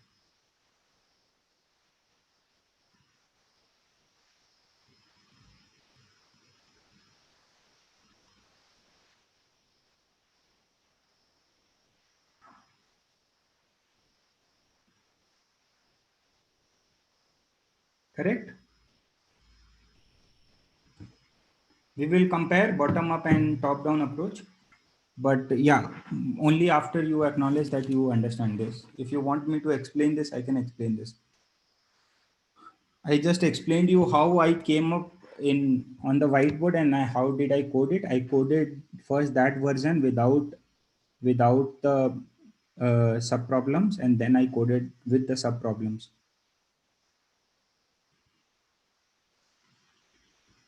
Which part, Vamsi, do you want me to explain again? So I just coded the recurrence relation first. Mem set is not very important, Harmeet. It's just setting it to 0. You can use any syntax for setting the array to 0. You can use a for loop here. Problems, and then I coded with the sub problems. So it's not really very important as to how you. We don't check for overlapping in bottom up approach, because yes, you don't, because typically you are solving it in from the smallest to the largest. So whenever you are at a particular I, you've already solved for everything less than I. So you can reuse that always. So you don't really need to check. Memset Hermit is just setting it to 0. You can use a for loop. That should not be a big. Vamsi, just dry run this in your head once. I can explain it, but you will only understand once you dry run this. I just wrote the recurrence without the code. So I wrote, what was my recurrence, Vamsi? It was Sn is equals to Sn minus 1 plus Sn minus 2. I just for loop. And then after that, I wrote the base cases here. Vamsi, just dry run this in your head once. Can you mute yourself? I can explain it, but you will only understand once you dry run this. I just wrote the recurrence without the code. So I wrote, what was my recurrence, Vamsi? It was Sn is equals to Sn minus 1 plus Sn minus 2. I just for loop.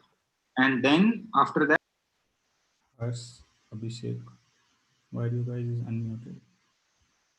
Yeah.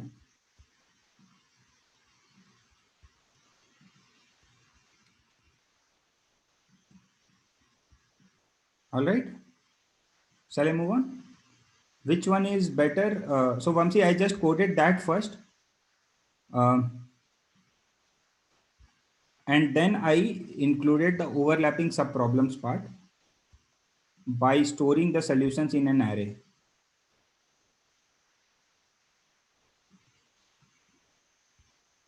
So which one is better? What do you think?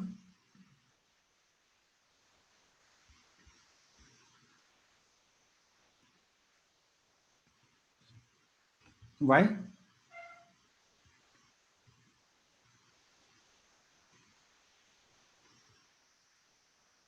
Vamsi is writing bottom down. There is nothing like bottom down. It's either top down or bottom up.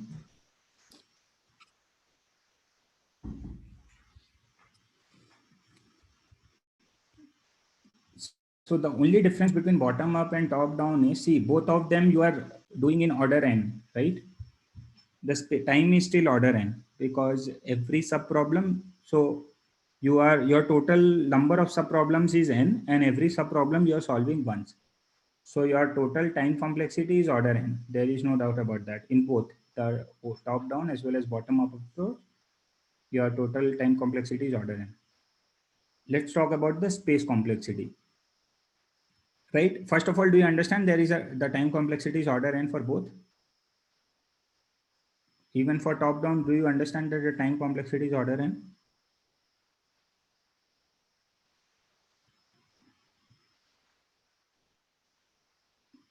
Yeah.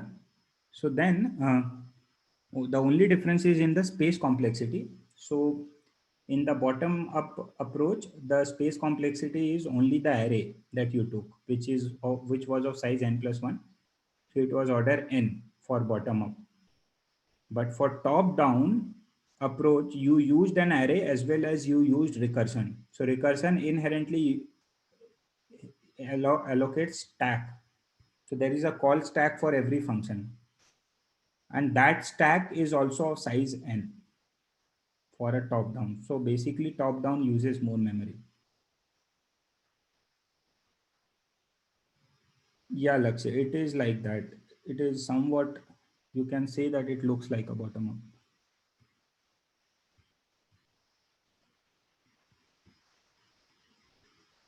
I mean, there is a, there are pros and cons. Top down is generally easier to write than bottom up.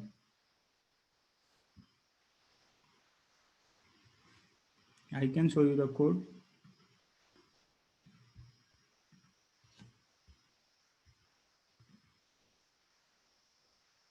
This was the code, right?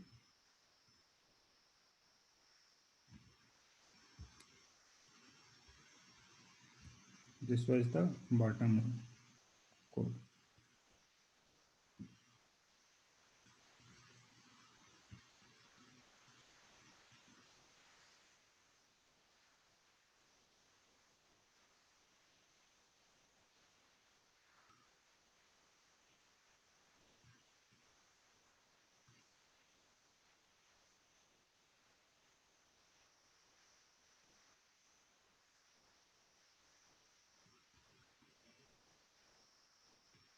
Cool. It is easier here in this problem because you were able to think everything clearly.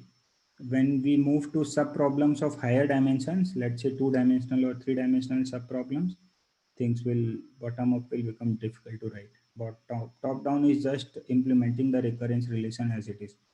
Once you have a recurrence relation, you can easily write the code for top down.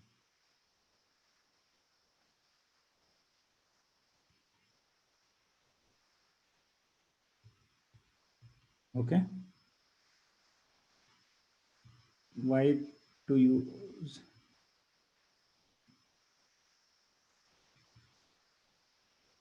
let's move on. Let's do another question. And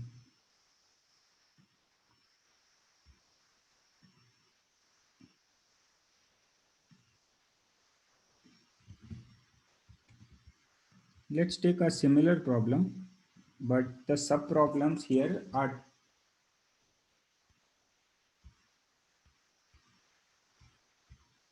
this is also a 1D sub problem, not a 2D sub problem. We are, so right now we are looking at all one-dimensional sub problem.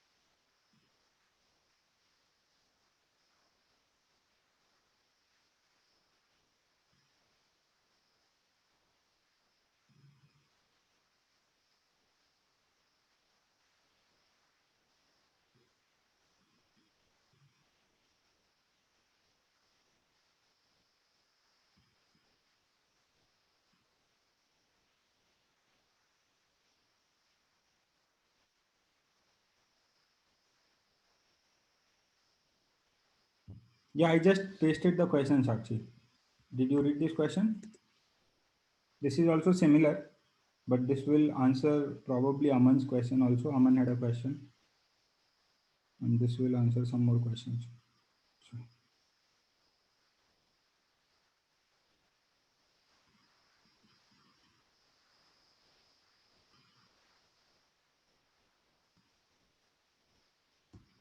so what is the question? The question is telling you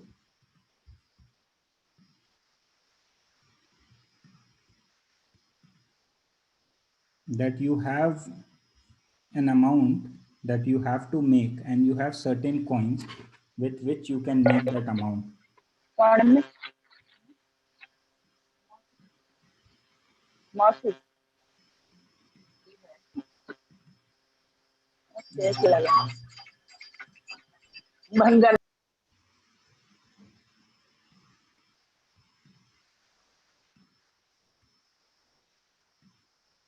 So what is this question telling you? The question is telling you that you have a certain amount that you need to make, and you need to make this amount, or you can make this amount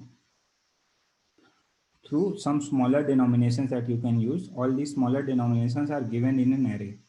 Let's say 1 2, you can use 5 rupee coins, you can use 10 rupee notes, 20 rupee notes. So what is the least number of coins, or these are coins, let's say. What is the least number of coins you will need to use in order to form the amount? So we looked at one type of problem so far, which is combinatorial problem. So you had to count things, right? You had to count the number of ways you can do something, right? This is, so I'm just categorizing what kind of questions are typically can be solved using dynamic programming. I just gave you one question, which was a counting problem, and that can be solved using dynamic programming. And then there is another type of problem which can be solved. There is audio. There is no audio.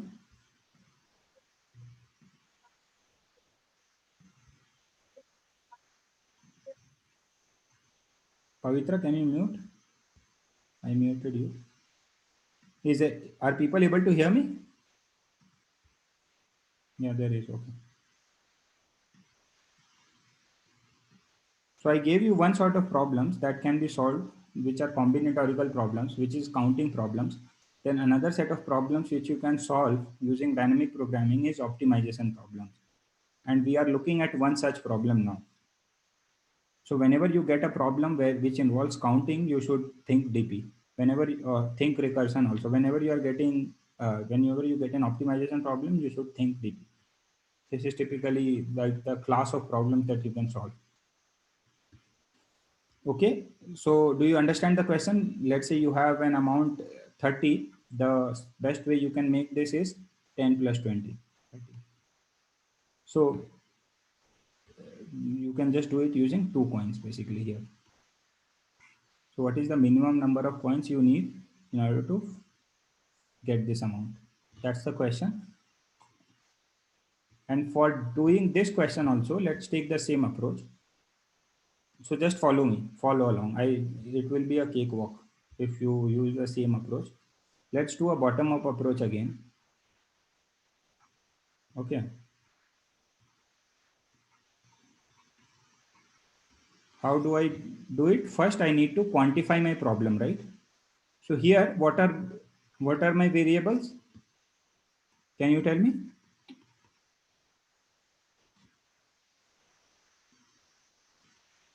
What are my variables here?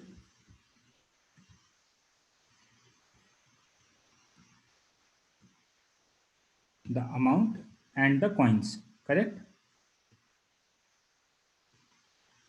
The amount, and you have the list, right? Will both of them be a part of my problem or the sub problem? Now here you will have to take a decision. This will not be a part of your sub problem because this remains as it is. This is just a data that has been provided which you will reference, right? It's only the amount that will change for smaller sub problems. Do you follow this? What I said?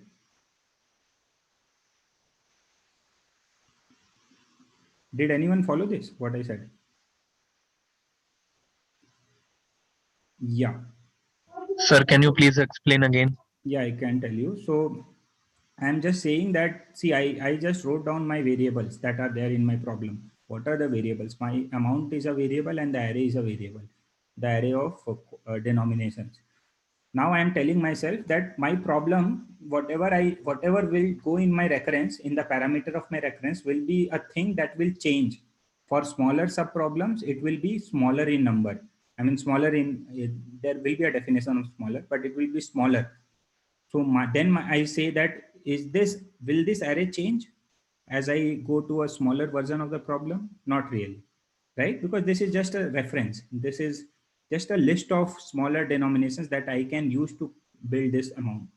But this will not really change when I am building this amount. Correct? So my sub problem or my problem will only contain amount. This is the first thing that I did. Then the next thing that I tell myself is, if this is the problem, I will write a recurrence, right? That's the next thing I was doing. Now here I will look at the decision making. The decision making is the same. What is the decision making? You look at the eventual solution and think how you got there. So how did you get to the eventual solution? Now this is really interesting. How did you get to amount? So let's say this, what was the last step when you got to the amount? So you have 0, 1, 2, 3, 4. Let's say these are the denominations. This is your coins array. Let's say it is of size 5. Then you could have gotten from amount minus C0. Let's say this is C, right? From amount minus C0, if you take C0, then you will get to amount directly. That this is one way you can get to amount. What is the other way you can get to amount? Amount minus C1. Correct? What is the next way you can get to amount? Amount minus C2. What is the next way you can get to amount? Amount minus C3. You can also get from amount minus C4.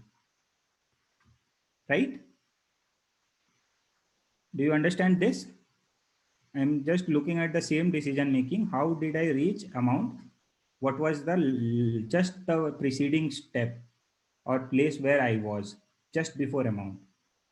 So I'm telling myself that I was at amount minus C0 or amount minus C1 or amount minus C2.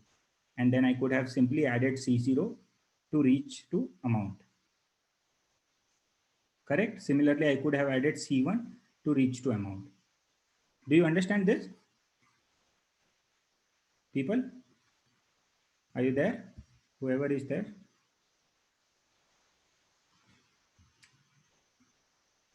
Yeah, C0 is some amount. Whose question is it? Sakshi.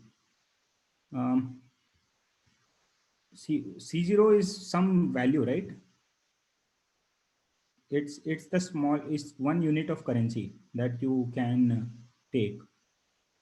So now how do you reach amount? Take an example. Let's say you have an array. You have coins of 1, 2, and 5, and let's say your amount is 10. How can you reach 10? You can reach 10. Let's say you have already accumulated 9, and then you can take a 1 rupee coin and you can reach 10, right? If you've already accumulated 8, you can take a 2 rupee coin and reach 10. If you've already accumulated 5, you can take a 5 rupee coin and reach 10, right? These are the ways you can directly reach 10.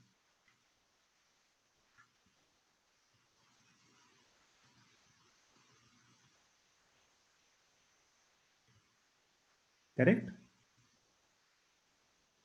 Yeah. So this is my decision making, and from here I can tell that my recurrence. So let Rn or R amount denote the minimum number of coins I would need to form amount. Okay. So this is in English, minimum number of coins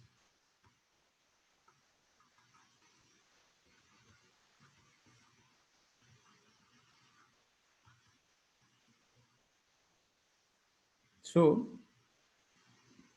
how can I write this Rn or R amount?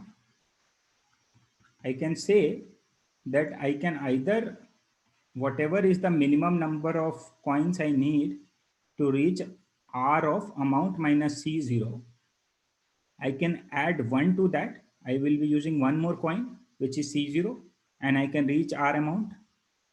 Or I can do 1 plus R amount minus C1, and I can reach amount. Or I can do 1 plus R amount minus C2, and so on. So I need to take a minimum of all these quantities. Is this clear?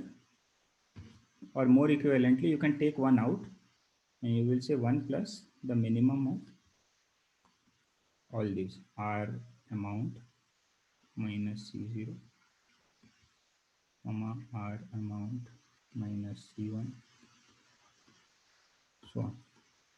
In English, what is R amount? I can repeat. What is R amount? R amount is the minimum number of coins you need to reach amount.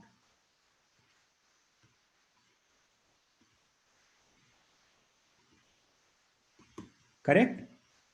So if you have already reached amount minus C0 with X number of coins, you can take a C0 and you can reach amount, right? So what will be your total number of coins you will be using? You will be using this much, whatever you have used so far, plus 1. What is that 1? This 1 is actually C0. Because of the formulation, this is minimum number of coins you need to reach the amount. So the total number of coins you need to reach amount minus C0 plus 1. See, what I'm saying is this is your amount that you have to reach to, correct? And you have already reached amount minus C0 with some coins. You have taken some coins, correct? And you've reached here. You want to reach from here to here. How do you reach from here to here? You can, if you take one C0 in your armory, then you will be able to reach from here to here, right? So whatever is there, this is encapsulated by this recurrence, R amount minus A0, and you add that 1. This is 1 coin, right? So you add 1 because you are talking about a number, minimum number of coins. Did anyone get it? Read this in English if you don't get it.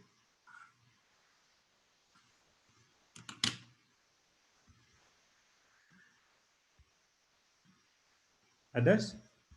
Where are the people? Siddhant, Shubhi, Sakshi, Sayam, Tejaswini, Jay, Sai Teja, Dharya. Dharya, is this clear now?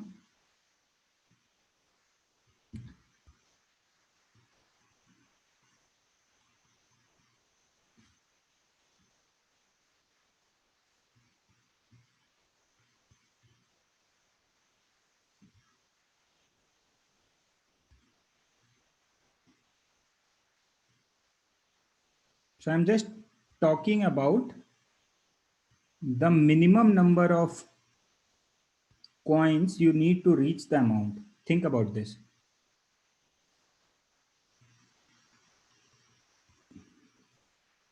That's the point, Lakshya. Don't get confused. That was the total number of steps you would need to reach SN. So there you don't need to add 1 because that is the total number of paths, right? As I showed you in the picture, you have many paths here, and then if you have to reach here, you will be having the same number of paths. This is different. This is not the total number of steps. This is basically how many coins you need. So you already have some coins which total in all make up amount minus C0, correct? This quantity. This is some X. Let's say you already have X number of coins which make up amount minus C0. You want to make amount. So how many coins do you need to, how many coins of C0 do you need to add to this in order to make it amount? You need to add 1, right? How many coins, not what is the value. So that's what I'm saying. R amount minus C0 is the total number of coins.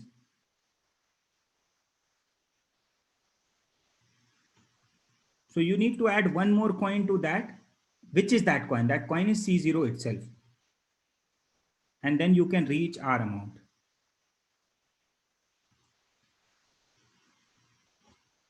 Right? There, do you follow? So this is the recurrence relation then. Do you understand why we took the minimum of all this? Because you have to find the minimum number of coins.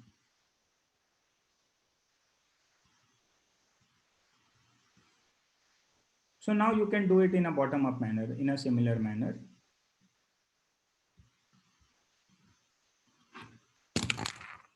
How? How can you do it in a bottom-up manner? What is the smallest subproblem? You know that this is your subproblem, R amount. What is the smallest subproblem? R0. Correct?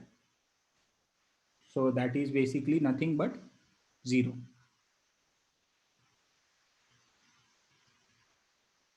We have to perform the recursion several times. No, we don't. I am writing the bottom-up solution to this.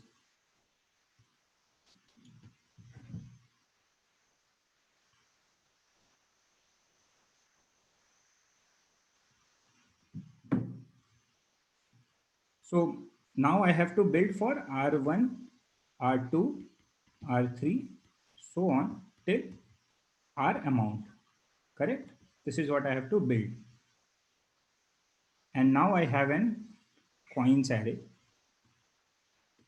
Correct? So how can I build this? Similarly, right? When I am at this, I can loop over all the elements of the array.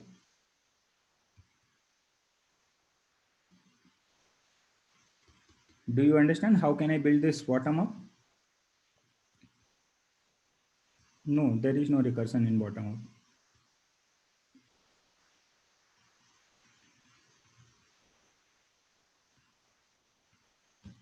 up.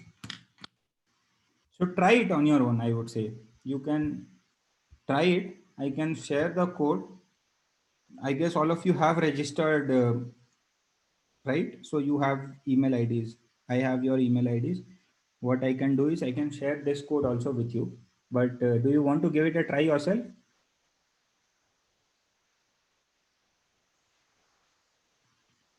Yeah, yeah. Just give it a try yourself. I guess you will learn more than. I can share the code with you in that email. I will tell my team to broadcast it to everyone. You can have, yes, you can have that also as your base case in Gotham. That's right.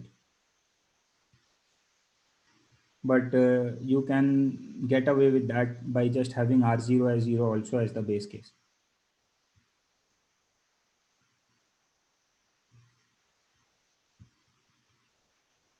Do you understand why? Because when you are at RC0, you can subtract by C0, you will reach R0 only. And you will add 1 to that. So 1 plus 0 will become 1. Right, Gautam? Yeah. It's the same. I mean, you can do it that way. All right. Do you understand this? So this is basically typically at a very high level how you write recursion.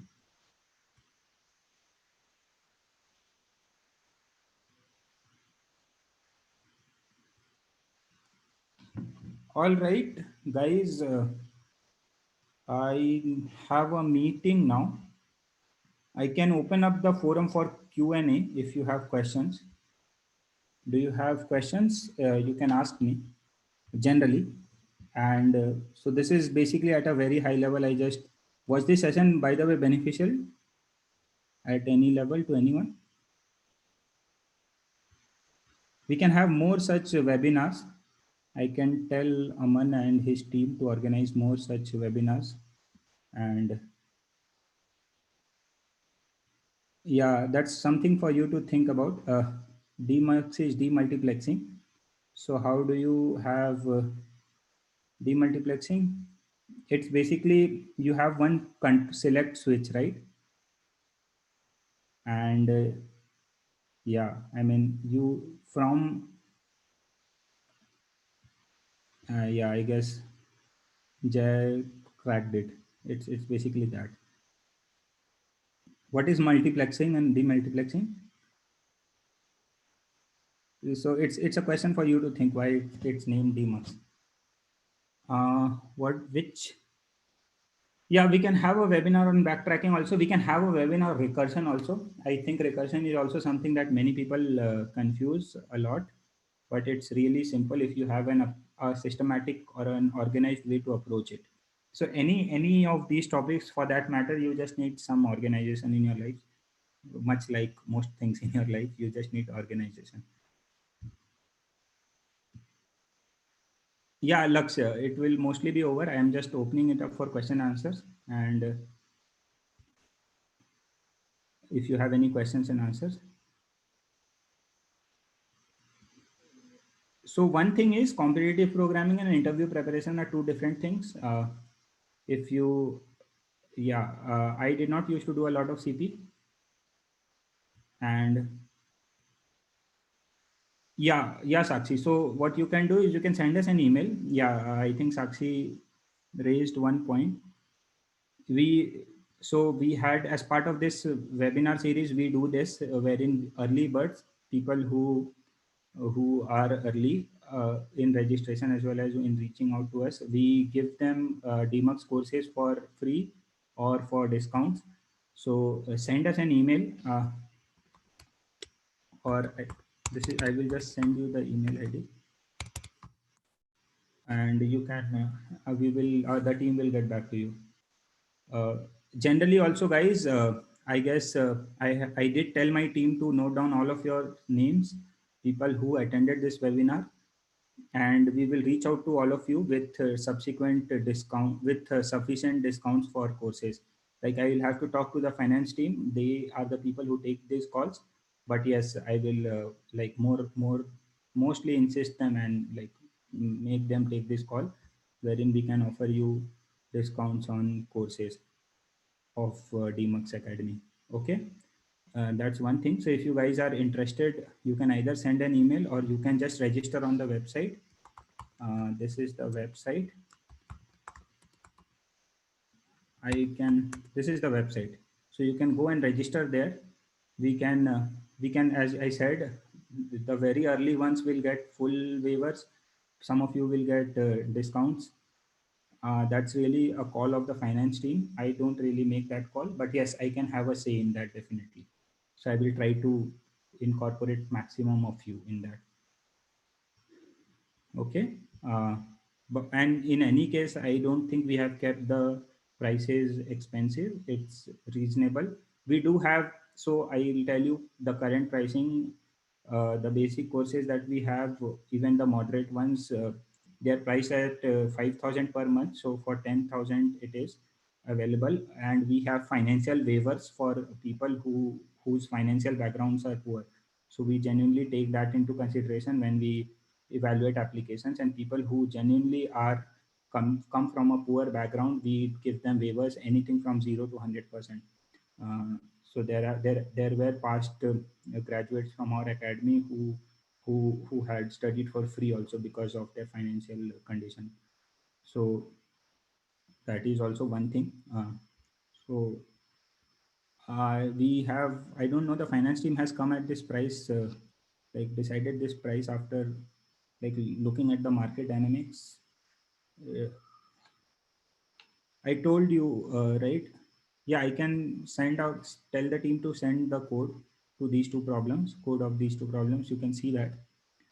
And the next thing is, yeah, any more questions? How to know which is DP problem? I told you, right? There are combinatorial problems which involve counting, and then there are optimization problems which involve you to maximize or minimize things. That's basically. You go ahead and you can register here, and we will reach out to you. Uh, not really.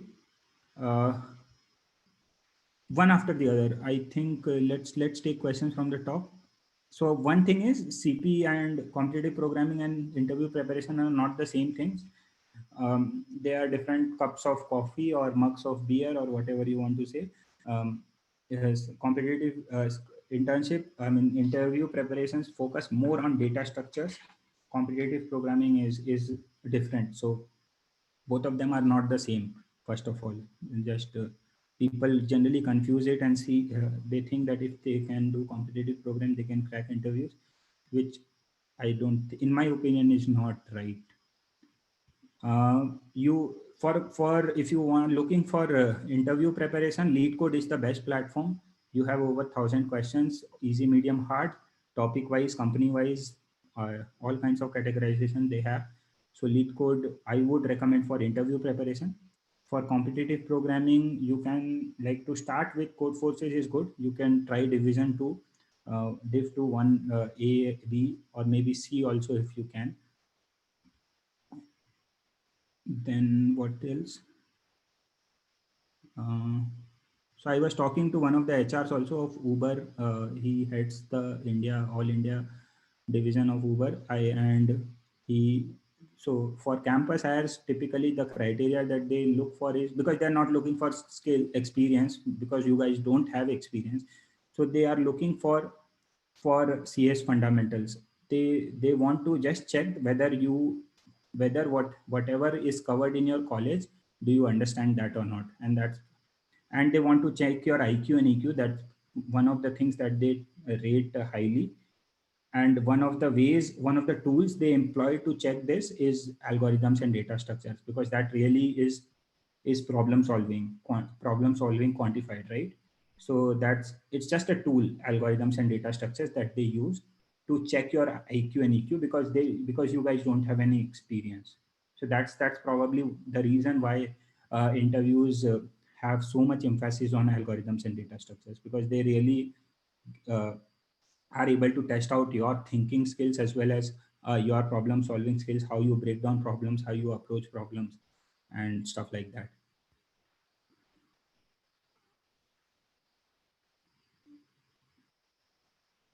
Not really. That's what Jay. I did I answer your question? Algo NDS, not really. It's not a lot of practice use in the industry, but it's just a medium tool that they use to check your IQ and EQ.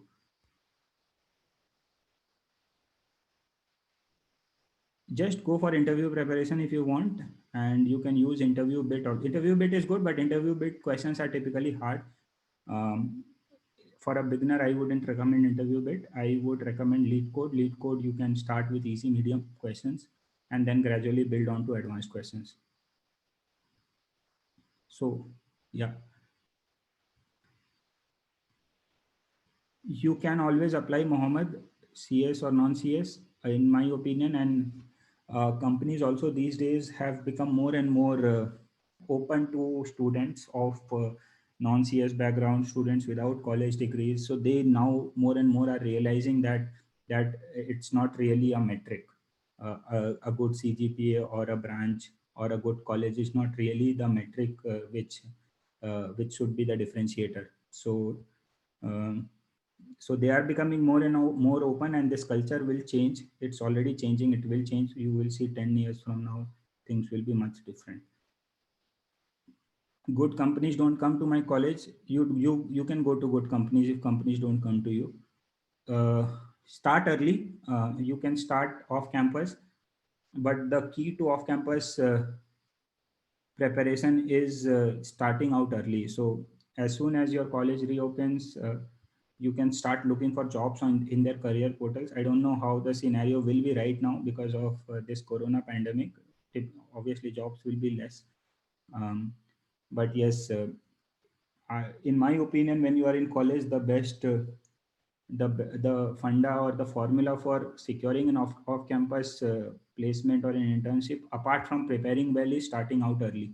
So I remember when I also managed to get a couple of off campus internships. The reason I was able to do that is because I started early and I applied early. So I was shortlisted even before they had looked at other applications. Okay. Uh, Tell me, how can I go about securing an internship? That's a very generic question, Aman. I can refer you. That should not be a problem. Referrals generally, I don't think employees in companies have issues with referring students of colleges. Uh, it's really your if you so if you want me to talk about how to go about preparing, that's another question in itself. If you are talking about how to go about securing off-campus internships, applying, then that's another question. What is the question? CGPA matters, Siddhant, right now, as of now. No matter what we feel about it, you can cringe about it, you can abuse it, but companies do take CGPA into account, which honestly, in my opinion, in their opinion also, is not right. It's not necessarily the only differentiator or the differentiator, but that's how it is right now. We have lived with it. When we were in college, you will also have to live with it. And if you think about from the company's perspective, it makes sense to do that, because companies typically don't have a lot of time, and there are like millions of graduates every year from India. So they're looking for 100 people to hire in a span of 2 months or 3 months. So they really, in that sense, in that scenario, like if you were also in that scenario, your best bet would have been people from good colleges, or people with good CGPA. I'm not defending them, but I'm just trying to tell you what goes on in their head when they select people from good colleges or good departments or high CGPA. That's what they go. That's what is going on in their heads.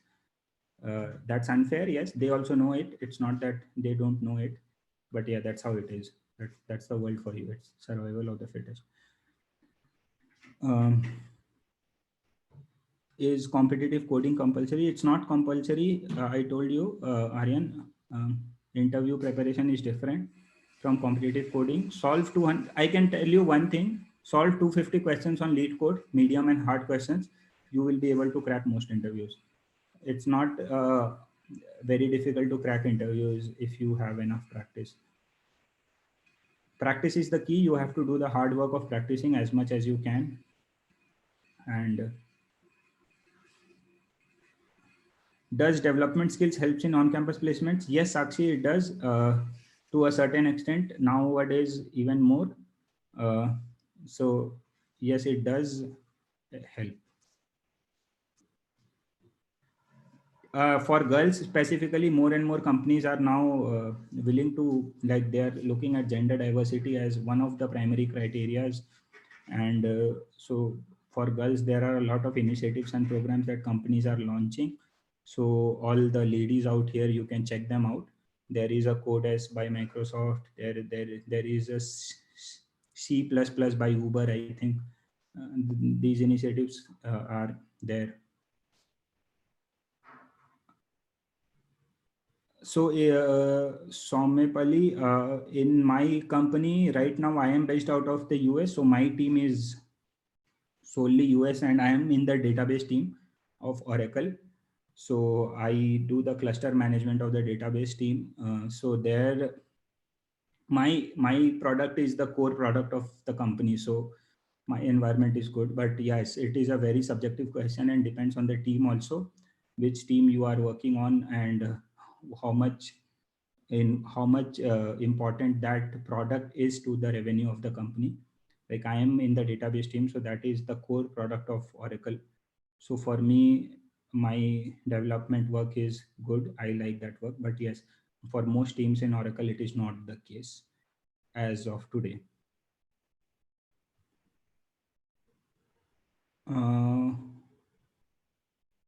Yeah, for me, it was relatively easier because I came from a good college, and I had a good.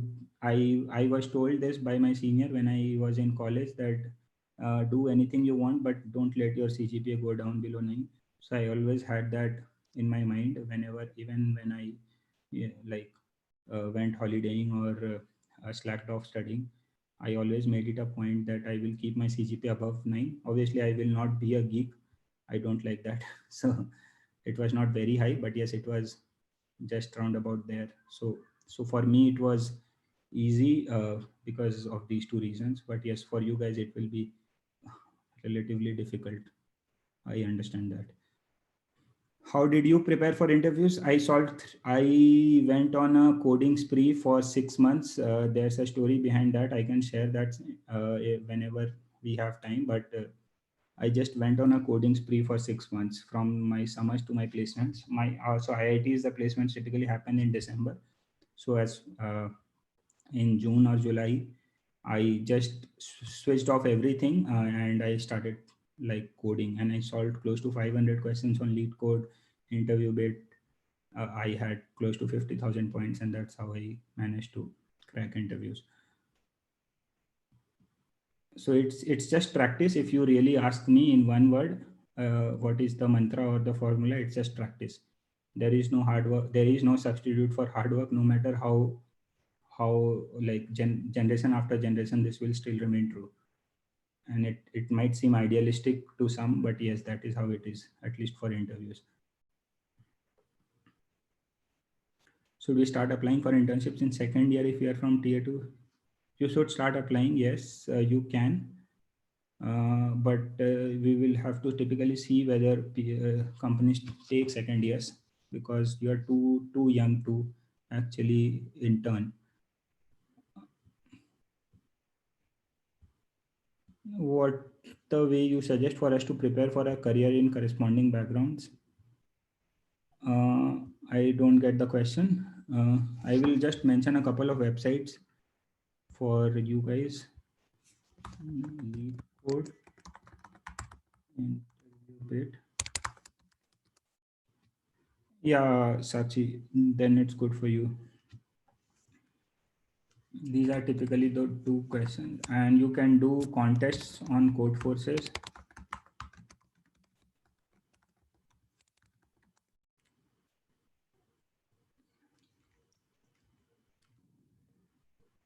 Yeah, this much should be enough.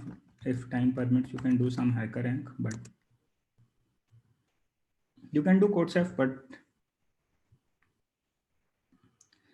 what do you want to achieve out of it is what I'm asking, Pavitra. If you want to prepare for interviews, you can leave aside all these platforms and just do lead code. So lead code is synonymous with interviews, similar to how Colgate became synonymous with toothpaste, right? Whenever we refer to toothpaste, we say Colgate. Similarly, lead code is synonymous with interview preparation. Yes, some startups, some companies do consider CodeChef rating as well as your GitHub profile, and there is an increasing trend of that. So yeah, it does help. But eventually, it boils down to the interviews that they take. If you are so for developers in the industry, it's all about skills. So it's nothing else, and skills is nothing but tools and technologies. So that I don't think you should really be focusing on when you are in college. That will come with practice. That is an experiential learning that you will get when you start really working on it. You cannot master a web framework in 2 months. That you cannot master React or Node in 2 months. That will only come once you start working in that framework for 2 years, 3 years, 4 years. So that's an experiential learning. So that I don't think that should really be your primary concern in college. Go to Oracle's portal. There is this Taleo dot Oracle.net, I think. Just Google this. There you will find internship roles. You can apply there. If you want referral from me, you can reach out to me. I can refer. Is ML a must? No, ML is not a must. There are data scientist jobs which are hot right now, but ML is not necessarily. You can still aspire to be a software engineer and not necessarily an ML developer or a data scientist. It's your call at the end of the day. I know my friend who works at Uber in the US, he's my flatmate. So he was very excited about machine learning when he was in his second year and third year. but gradually his enthusiasm died because most of the machine learning work at an undergraduate level that is done in companies is just data pipelining and data structuring. So PhDs typically do the real machine learning stuff, but again, that's a very specific to the company also. So my friend, like he left machine learning and he is now a software developer. So yeah. Okay. Any more questions? All right, I will go now. I have a meeting. It's already 6:46. I think in the US people have gotten up. I have a meeting with my team. Thank you everyone for joining. We will have more sessions. It was great having you here. Uh, you want me to come? Thank you, and it was great. It was a pleasure talking to you. You can check out the website of DMux for more such, and this is my email ID. All right, and all right, happy learning, happy coding. Do enjoy, stay safe, stay indoors. Don't go out, stay safe from Corona. And I will see you guys again, hopefully sometime soon. Thank you.